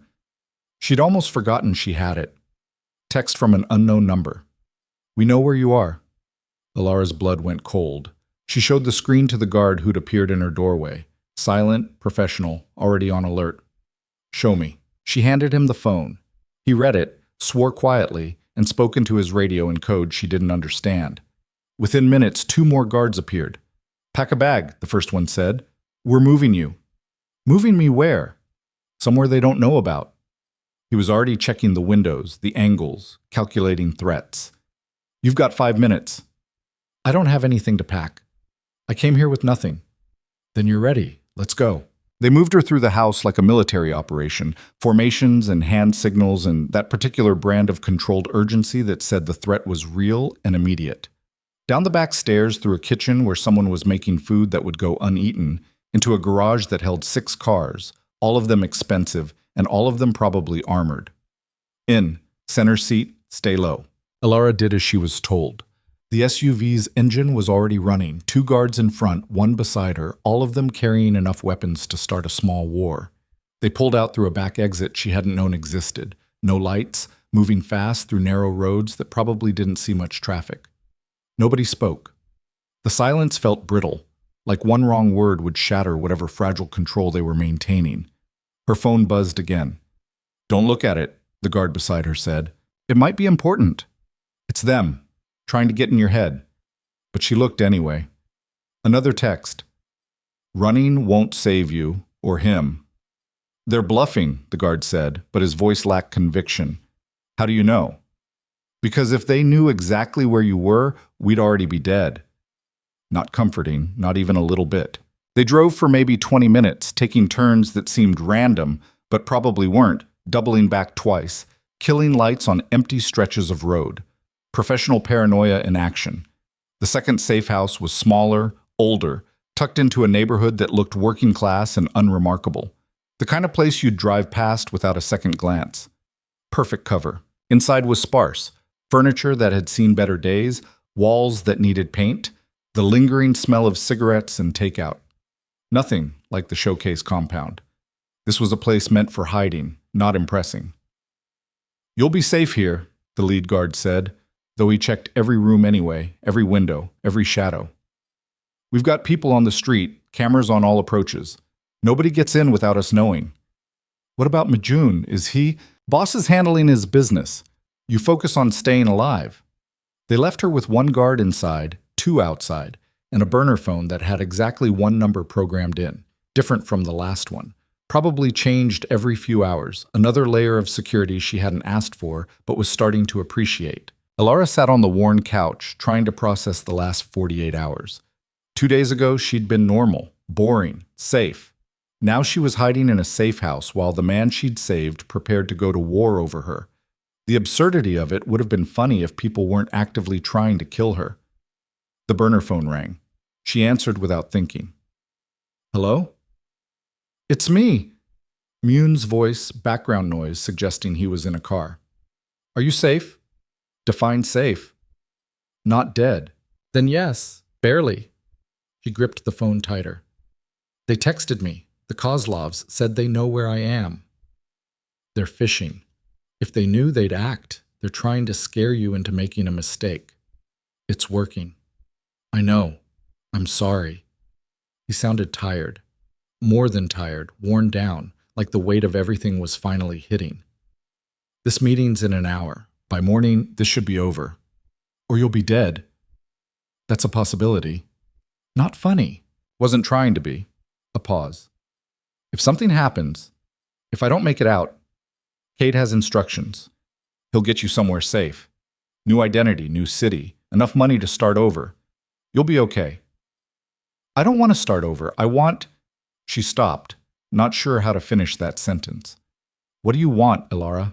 The question hung there. What did she want? Her old life back? That was impossible now. Safety? That required Mune alive and the Kozlovs dealt with. Him? That thought scared her more than the death threats. I want you to come back, she said quietly. Don't do anything stupid. Stupid's not the plan. But if they push, then don't push back. Walk away. Let them have whatever they want. I can't do that. Why not? Because they tried to kill you, put a bullet in my sister, came into my home with guns and threats. His voice went hard. Some things you can't walk away from. Even if walking away keeps you alive? What's the point of being alive if you're living on your knees? She wanted to argue, wanted to tell him that survival mattered more than pride, that living beat dying even if it meant compromise. But she'd seen his world now, understood enough to know that in his business, showing weakness got you killed just as surely as showing up to a fight. Be careful, she said instead. Always am. Liar. That got a soft laugh. Yeah, maybe. Another pause. Alara, if this goes sideways, it won't. But if it does, I need you to know something. That night in the hospital, when you stayed, that mattered. You mattered, still do. His voice dropped. So whatever happens tonight, whatever you hear or don't hear, know that keeping you safe was worth it. Don't talk like you're saying goodbye. I'm not. I'm just... He cut himself off. I have to go. Stay put. Trust Cade. And Alara? Yeah? Thank you for everything. The line went dead before she could respond. Alara sat there staring at the phone, heart hammering, every instinct screaming that she should do something. But what? She was stuck in a safe house with armed guards while Mune walked into a trap with his eyes open. The guard in the room with her, young guy, couldn't be more than 25, cleared his throat. He'll be okay. Boss always makes it through. You don't know that. No, but I've seen him survive worse. He shrugged. Besides, he's got Cade with him. Those two together? Anyone stupid enough to start something's gonna regret it. Unless the Kozlovs bring enough people that it doesn't matter how good they are. The guard didn't have an answer for that. Hours crawled by. Alara tried to sleep, couldn't. Tried to watch TV, couldn't focus. Ended up pacing the small living room like a caged animal, checking her phone every 30 seconds, even though she knew it wouldn't ring. Around midnight, the guard's radio crackled to life. Status? Quiet here. You? Movement, 3 blocks north. Could be nothing. Keep eyes on it. The guard looked at Alara. Probably nothing, but stay away from windows just in case. You said this place was safe. Everywhere's safe until it's not. More time passed. The radio stayed quiet. Alara's nerves wound tighter with every minute of silence. At 1:15, the burner phone rang again. It's Gina. Her voice was strained. I need you to listen very carefully and not panic. Alara's stomach dropped. What happened? The meeting went bad. There was a fight. Mune's hurt. How hurt? Bad enough that he needs medical attention he's not going to get at a hospital. I'm sending you coordinates. There's a doctor there, someone we trust, but he's going to need help. Someone who knows what they're doing. I'm a nurse, not a trauma surgeon. You're what we've got. Gina's voice cracked slightly. Please, he's asking for you. Every rational thought in Alara's head said no. Said this was how people got killed, running toward danger instead of away from it. Said she'd done enough, risked enough, that this wasn't her problem to solve. But Mune's voice echoed in her memory. You mattered. Still do. Send me the address, she said. The guard overheard, immediately shaking his head. No way. Orders are to keep you here. Orders just changed. I'm going. Ma'am, I can't let you... You can't stop me. She met his eyes. So you can either come with me or explain to your boss why you let me walk out alone. He swore, spoke into his radio, got back an argument she could hear even from across the room. But in the end, practical reality won out. If she was going anyway, better to have guards with her than let her go solo. They moved her to the car again. Different route, more guards than before. The coordinates Gina had sent led to a building in the industrial district. Another warehouse, because apparently crime families only did business in warehouses and penthouses. This one looked like it had been a factory once. Now it was gutted, retrofitted, turned into something that served purposes she probably didn't want to know about. Cade met them at a side entrance, blood on his shirt, a cut above his eye that would need stitches. He looked like he'd been through a war. Inkimord, fast. The interior was chaos. Men moving with purpose, some of them injured, all of them armed. She saw Gina coordinating from a makeshift command center, phone pressed to her ear, her wounded shoulder wrapped in fresh bandages but blood seeping through already. Where is he? Alara demanded. Cade led her through a door into what looked like it had been a break room once. Now it held medical equipment, basic stuff, the kind you'd find in a field hospital or an illegal clinic. And Miyun, lying on a table, his shirt cut away, blood everywhere. A man in his 60s, the doctor, presumably, looked up as she entered. "You the nurse?" "Yes." "Good. I need hands." He took 2 rounds, one through and through in his side, one still lodged near his ribs. Lost a lot of blood. Alara moved to the table on autopilot, her training taking over where fear wanted to freeze her. She could see his chest rising and falling, shallow, rapid, but consistent, conscious, but fading. His eyes found hers. "You came." "Of course I came, you idiot." She was already assessing the wounds, prioritizing. "What were you thinking? That I could—" He coughed, winced. "Talk my way out." "How'd that work?" "About as well as you'd expect." He tried to smile. Didn't quite make it. The doctor, introduced himself as Marcus, was already prepping instruments. "I can handle the extraction, but I need you to monitor vitals, maintain his airway if he goes under, keep pressure on the through and through while I work." Understood. They worked in tandem, Marcus cutting and probing while Alara did everything else. Pressure here, fluids there, watching the monitors cobbled together from equipment that looked borrowed from 3 different hospitals. It was chaos and improvisation and nothing like the controlled environment of an ER. But it worked. Marcus got the bullet out, packed the wound, closed what he could. The through and through had missed major vessels by centimeters. Luck or divine intervention or both. "He'll live," Marcus said finally, stripping off bloody gloves. "But he needs rest, real rest, not a day, not a week, months." "He won't take it," Cade said from the doorway. "Then he'll die next time." Marcus packed up his kit. "I've pulled him through 3 times now. I'm good, but I'm not a miracle worker." He left, muttering about stubborn patience and early graves. Cade followed him out after giving Alara a look that said, "Keep him stable or else." Then it was just the 2 of them. Miyun on the table, Alara beside him, the adrenaline finally wearing off enough for her hands to start shaking. "Hey," his voice was rough. "You okay? You're the one who got shot, twice." "I noticed." He shifted, grimaced. "But you're shaking." "Adrenaline crash, I'm fine." "Liar." She almost laughed. "Yeah, maybe." She checked the monitors again. Blood pressure stabilizing, heart rate coming down, oxygen saturation acceptable. "What happened at the meeting?" "Kozlovs wanted me to hand over territory. 3 ports, 2 casinos, and you." "Me?" "They want to know how you brought me back. Think it's some kind of leverage they can use." "It's not. It was just—" She struggled for words. "I don't know what it was, but it wasn't anything they can replicate or weaponize." "I know. Told them that. They didn't believe me." He closed his eyes. "So they tried to take by force what I wouldn't give. Didn't go well for them." "How many?" "Dead? 6, maybe 7. Hard to count when you're bleeding out." The casual way he said it should have horrified her. And it did, a little. But mostly she just felt tired. Tired of the violence, the threats, the constant calculation of who lives and who dies. "Is it over?" she asked quietly. "For now. We took out their second-in-command, a couple of key lieutenants. That'll make them think twice about pushing further." He opened his eyes, looked at her.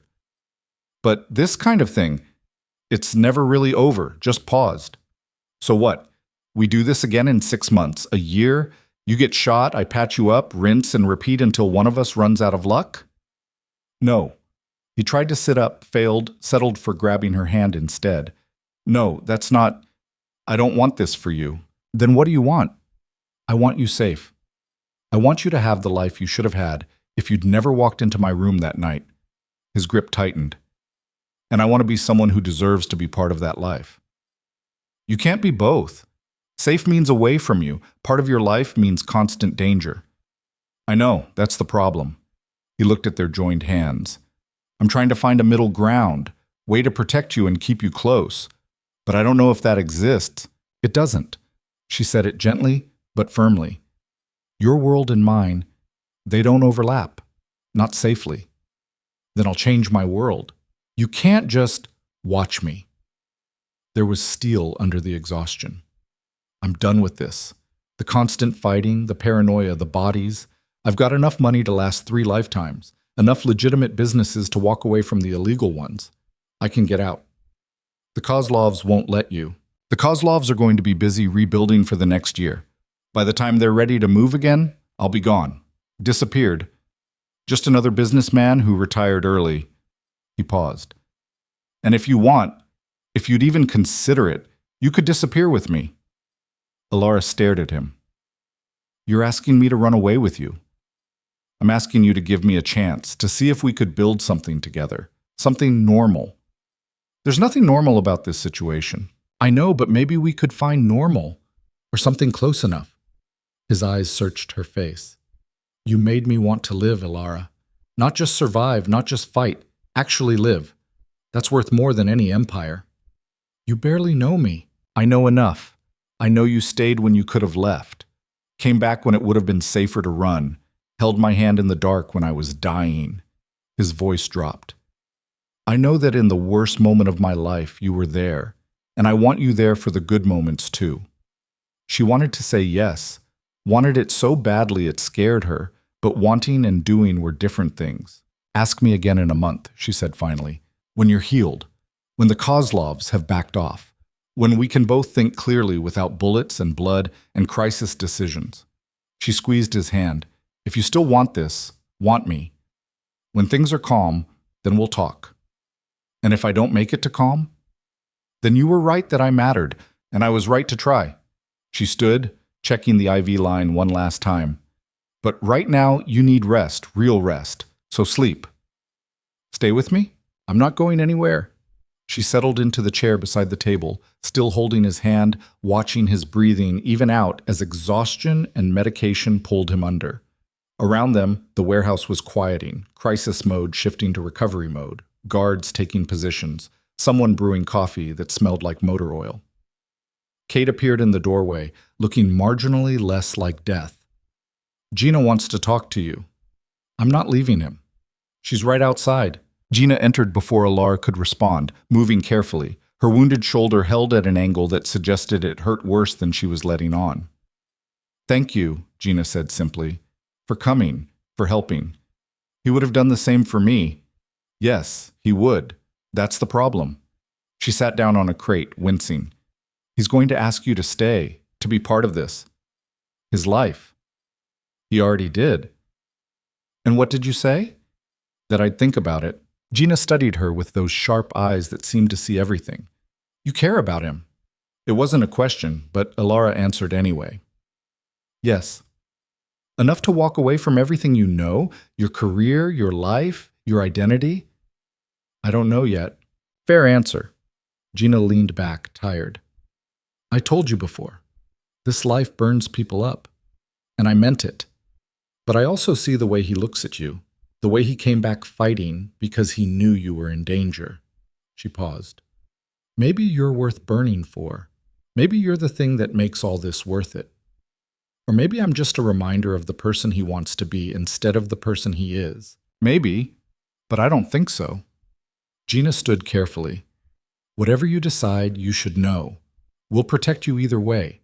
Stay or go. You're family now. That's not a choice. It just is.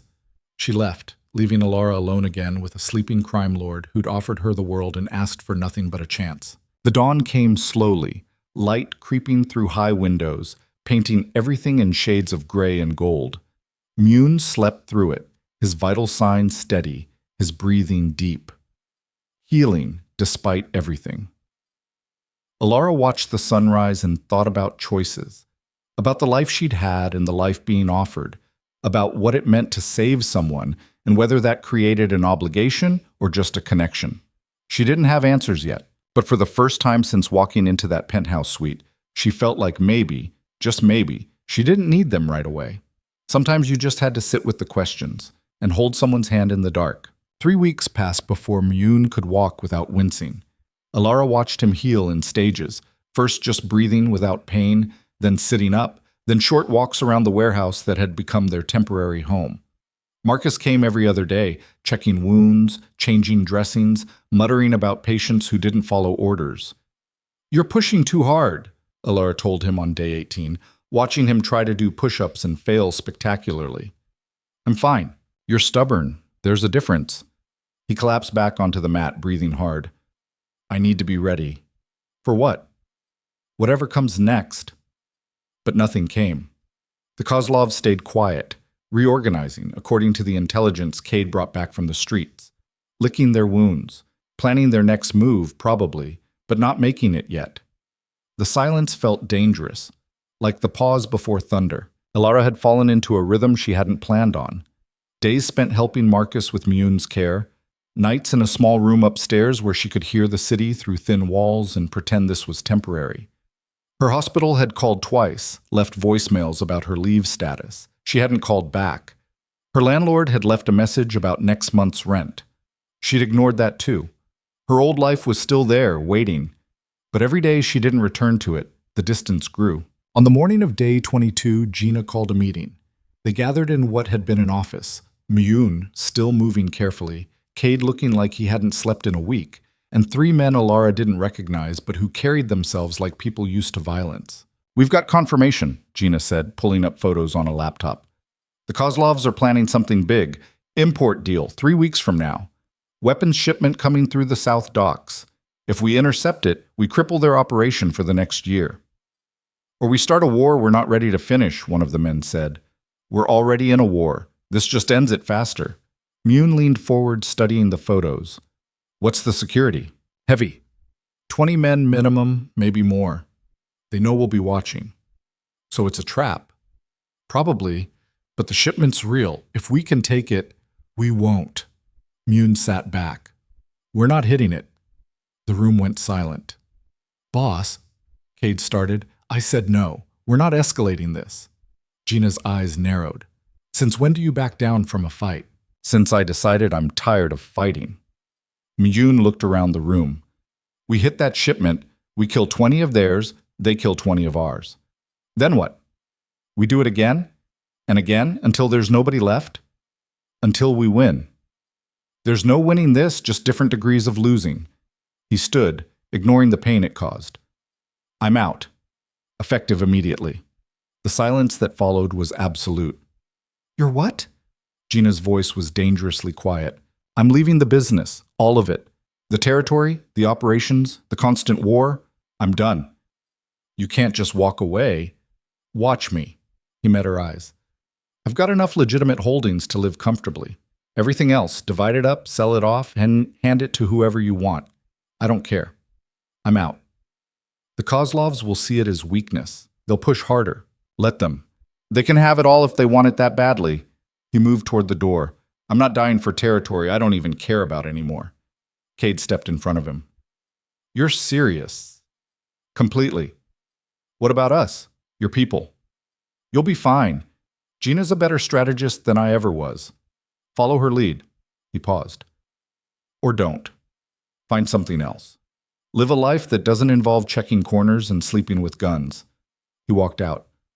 After a moment, Ilara followed. She found him on the roof, looking out at the city the way he had that first day at the office building, before the shooting, before everything went to hell. That was dramatic, she said. Had to be. Anything less and they'd think I was negotiating. Were you? No. He turned to face her. I meant every word. I'm done, Ilara. With all of it. Just like that? Just like that. He moved closer. You know what I thought about, lying on that table with bullets in me? Not territory, not revenge, not winning. I thought about you. About the fact that I might die without ever having a real conversation with you. Without knowing if you take your coffee black or with cream, if you're a morning person or a night owl. What makes you laugh when you're not terrified? I take it with cream, she said quietly.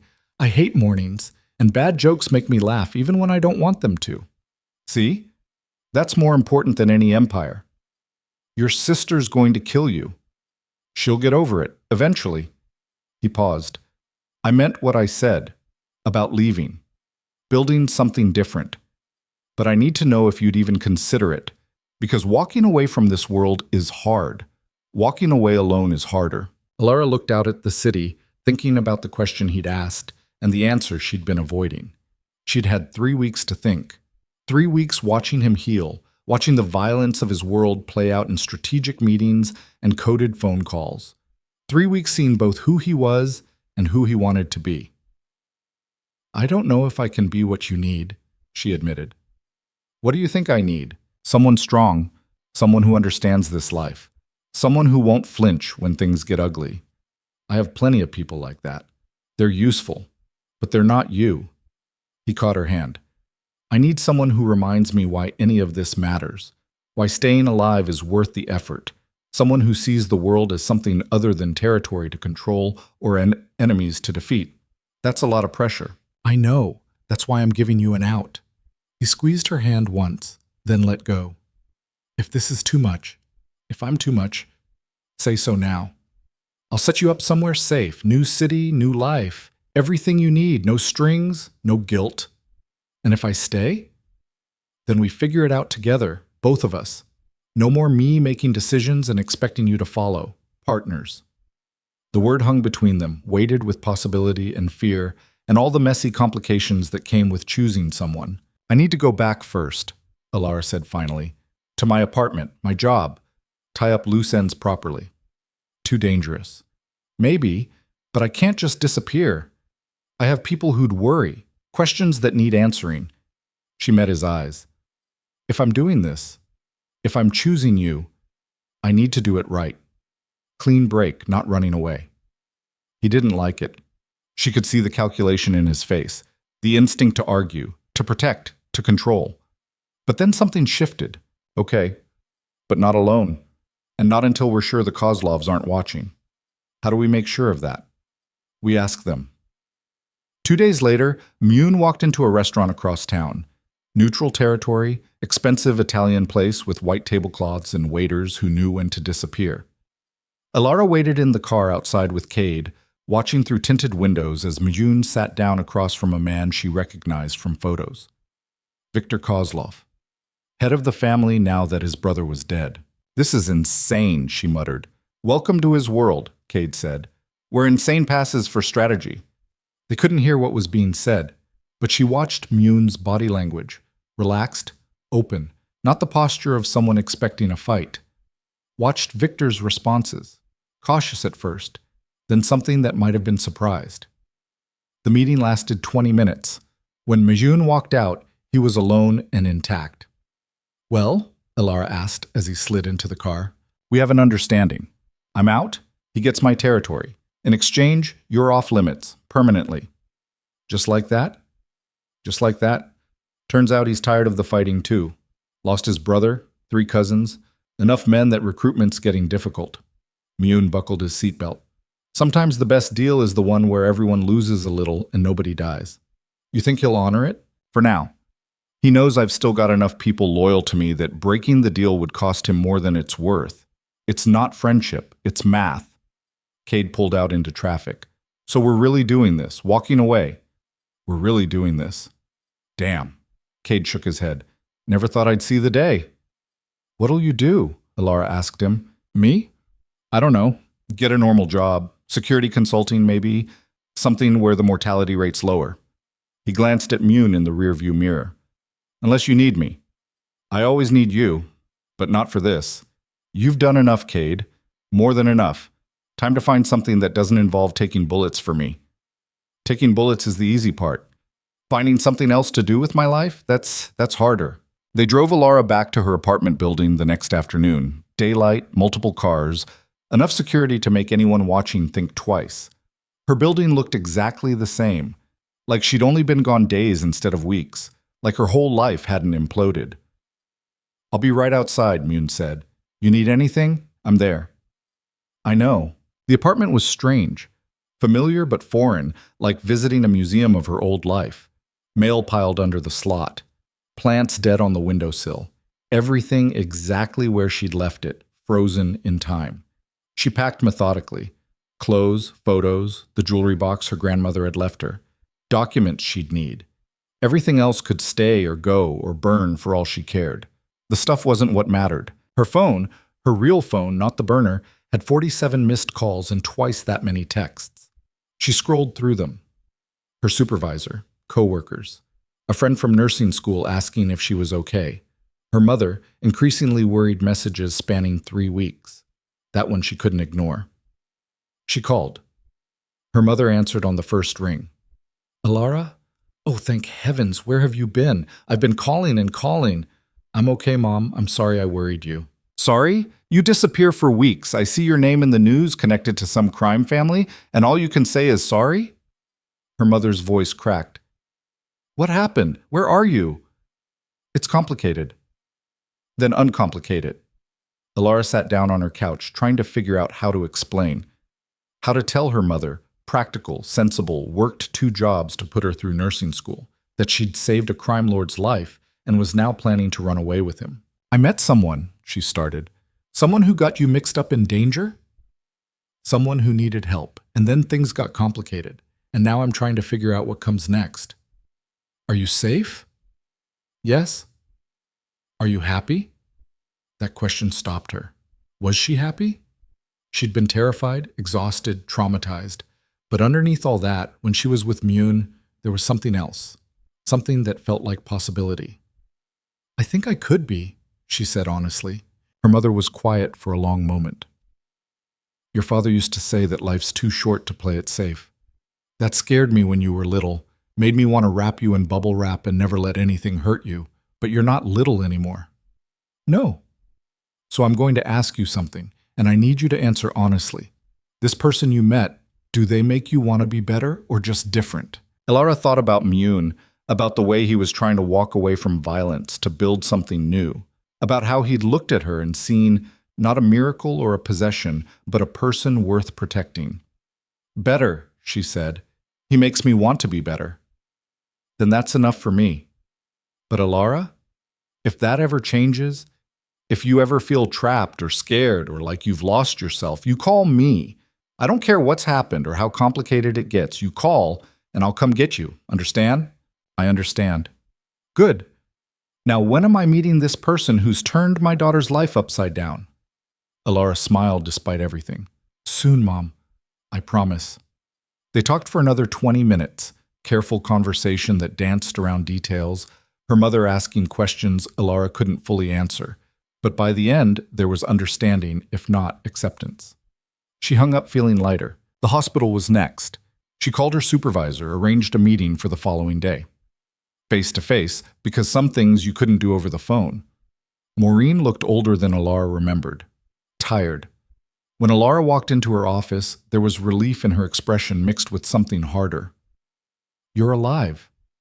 I am. We heard rumors about you and the Corello situation. Admin wanted to fire you immediately, but I fought them, said we didn't know the full story. She leaned back in her chair. So what's the full story, Chen? Alara had prepared for this, had a whole speech about patient care and doing her job in circumstances beyond her control. But sitting there in that office where she'd gotten her first assignment, it all felt wrong. I saved someone's life, she said simply, and it got complicated. More complicated than I ever imagined. And now I'm trying to figure out how to move forward. By leaving? By starting over somewhere else. Clean slate. Maureen nodded slowly. I thought that's what you'd say. Already processed your resignation. Effective last week. What? Admin's decision said you were a liability, that keeping you on staff posed too many risks. She pulled out an envelope. This is your severance, plus accrued vacation time. It's not much. Alara took the envelope, numb. They fired me. Officially, you resigned. Better for everyone that way. Keeps things clean. I spent 4 years in school for this, 6 months on the job, and they just, welcome to the business side of healthcare, where scared administrators make decisions based on liability instead of what's right. Maureen's expression softened. For what it's worth, I think you're a good nurse. Would have been great if you'd stayed, but maybe this is better. Fresh start somewhere they don't know your history. Maybe. She stood to leave, but Maureen stopped her. Chen, that patient you saved, was it worth it? Alara thought about Mijun, about the man who'd offered her everything and asked only for a chance, about walking away from violence towards something that might be peace. Ask me in a year, she said. She left through the side entrance, avoiding the main lobby where memories lived in every corner. Mune was waiting outside, leaning against the car despite Cade's protests about making himself a target. How'd it go? I'm unemployed. Join the club. He studied her face. You okay? No, but I will be. She looked up at the hospital, tall building, lots of windows, people inside saving lives while she walked away. I thought I'd feel worse, but mostly I just feel tired. Then let's go somewhere you can rest. They drove north, away from the city and the violence and the constant weight of looking over shoulders. Cade followed in a second car, security even in retreat. Gina had given her blessing the night before, terse, practical, with a hug that lasted longer than words. Take care of him, she'd said. And yourself. In that order. Shouldn't it be the other way around? With him? No. He'll destroy himself protecting you if you let him. So don't let him. The house Miyun had bought was 3 hours north, coastal town, population maybe 10,000. The kind of place where everyone knew everyone and strangers were noticed but not unwelcome.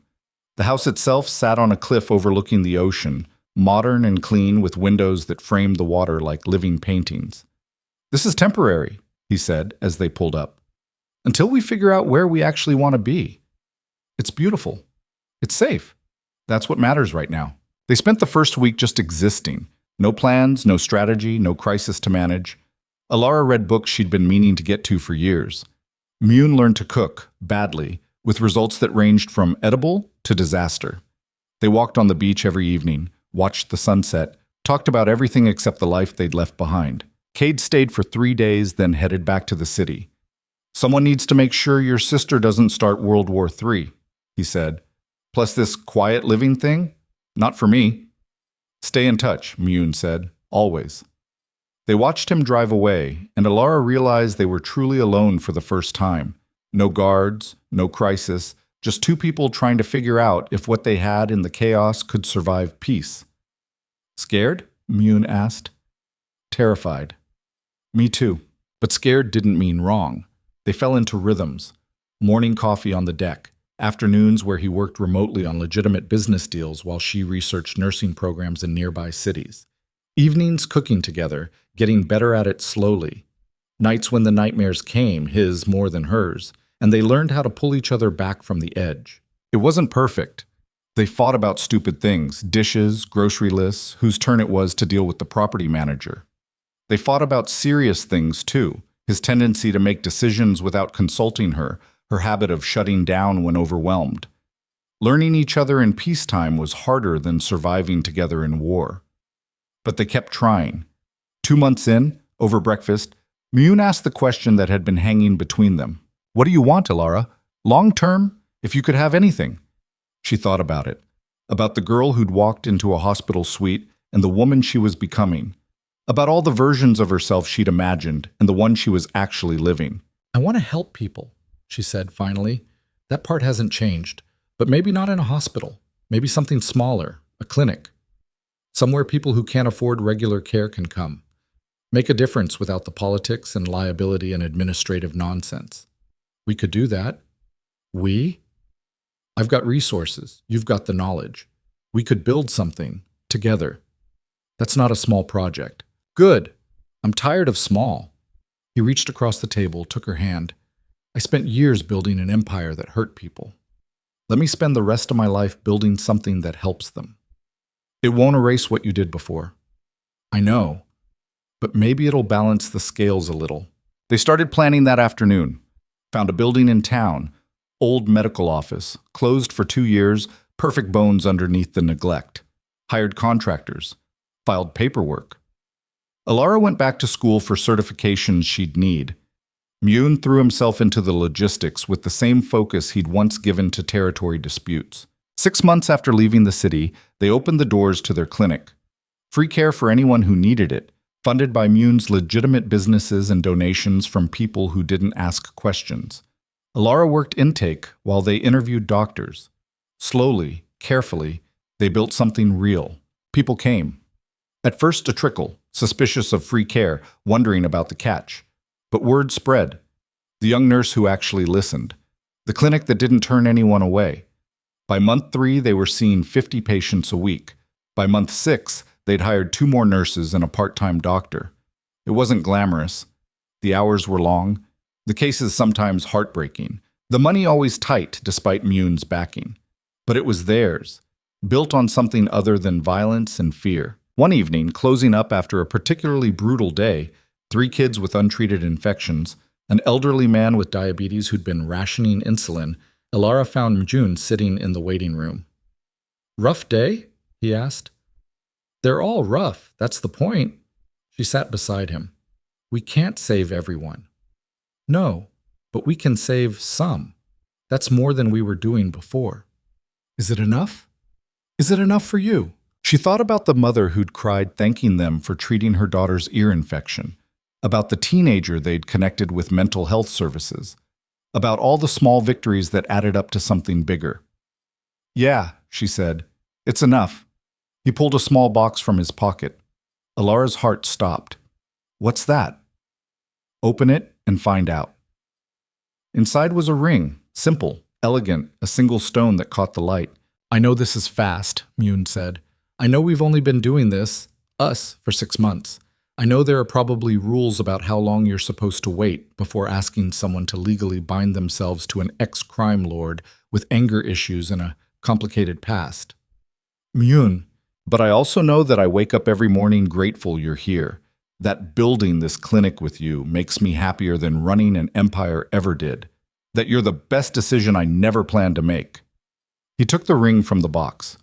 "So I'm asking, not because it's sensible or because we've followed some timeline, but because I want to spend whatever time I have left building a life with you." That was possibly the worst proposal I've ever heard. "I'm out of practice at romance." Clearly. But she was crying. Happy tears, the kind that made everything blurry. "Yes." "Yes?"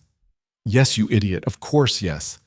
He slid the ring onto her finger, perfect fit, like he'd somehow known, and kissed her with the kind of relief that came from not being sure of the answer. They got married 3 months later. Small ceremony on the beach, just a handful of people. Gina came, looking healthier than she had in the city, her shoulder finally healed. Cade showed up in a suit that looked uncomfortable but sincere. Marcus brought a date, a librarian from 2 towns over who kept him laughing through the whole ceremony. Elara's mother cried through the vows. Afterward, she pulled Mjun aside for a conversation Elara wasn't invited to. Whatever was said, he came back looking humbled and slightly terrified. "Your mother's scary," he said. "She likes you." "How can you tell?" "She didn't threaten to kill you. That's her version of approval." They honeymooned by not going anywhere, just closing the clinic for a week and spending the time learning what it meant to be married instead of just surviving. It was boring and wonderful and exactly what they needed. Life wasn't perfect after that. Mjun still had nightmares. Elara still got calls from lawyers about depositions related to her time at the hospital. The clinic struggled financially some months. They fought, made up, fought again, learned slowly how to communicate without crisis forcing them together. But they built something. A life that wasn't defined by the violence they'd escaped or the night that brought them together. Something messy and real and theirs. A year after the wedding, Elara woke up to sun streaming through windows and the sound of waves. Mjun was already up, probably making coffee and burning toast. She could hear him moving around downstairs, talking to someone on the phone about a grant application for the clinic. She lay there thinking about the path that had led here, the night shift she dreaded taking, the dying man whose hand she'd held. The choice to stay when running would have been safer. People talked about fate like it was predetermined, like every step was planned by some cosmic force. But Elara didn't believe that. She believed in choice, in the 1,000 small decisions that added up to a life. She'd chosen to stay with a dying man, chosen to come back when gunfire erupted, chosen to give him time to heal before answering his question, chosen to say yes despite every rational reason to say no. And he'd chosen too, to change, to walk away from power, to build instead of destroy, to show up every day and be the person she'd seen potential for in that dark hospital room. Maybe that's what love was. Not the dramatic gesture or the perfect moment, just 2 people choosing each other over and over until the choices became a life. She got up, pulled on a robe, headed downstairs. Found Mjun in the kitchen exactly where she'd expected, phone tucked between shoulder and ear while he attempted to make breakfast. "Yeah, we can provide those numbers," he was saying. "Just give us a week to compile everything. Thanks." He hung up, looked at her. "Morning. Coffee's ready. Toast is... well, it's toast adjacent." "You're terrible at this. I know, but I'm trying. I know. She poured coffee, added cream the way she liked it. We got the grant. Maybe. They want more documentation, but it's a good sign. They sat at the table overlooking the ocean, drinking coffee, planning their day. So ordinary it would have bored her old self senseless. So precious she couldn't imagine wanting anything else. Hey, Mune said, you ever regret it? Any of it? Which part? All of it. Saving me. Staying. Giving up your career for this. He gestured vaguely at the life they'd built. Alara considered the question seriously. She'd lost things, her career, her anonymity, the safe, predictable path she'd been on. But she'd gained things too. Purpose, partnership, the kind of love that came from truly seeing someone and choosing them anyway. No, she said, I don't regret it. Not even when I burn the toast? Especially not then. Keeps you humble. He laughed, and it struck her how different that sound was from the first time she'd heard it. Lighter, freer. The laugh of someone who wasn't constantly calculating angles and threats. They finished breakfast, cleaned up together, prepared to open the clinic.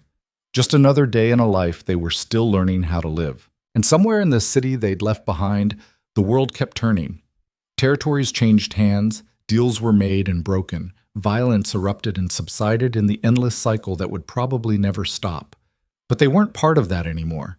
They'd found their own way out of the darkness. And if Alara had learned anything from that night in the hospital suite, from holding a dying man's hand and refusing to let go, it was this.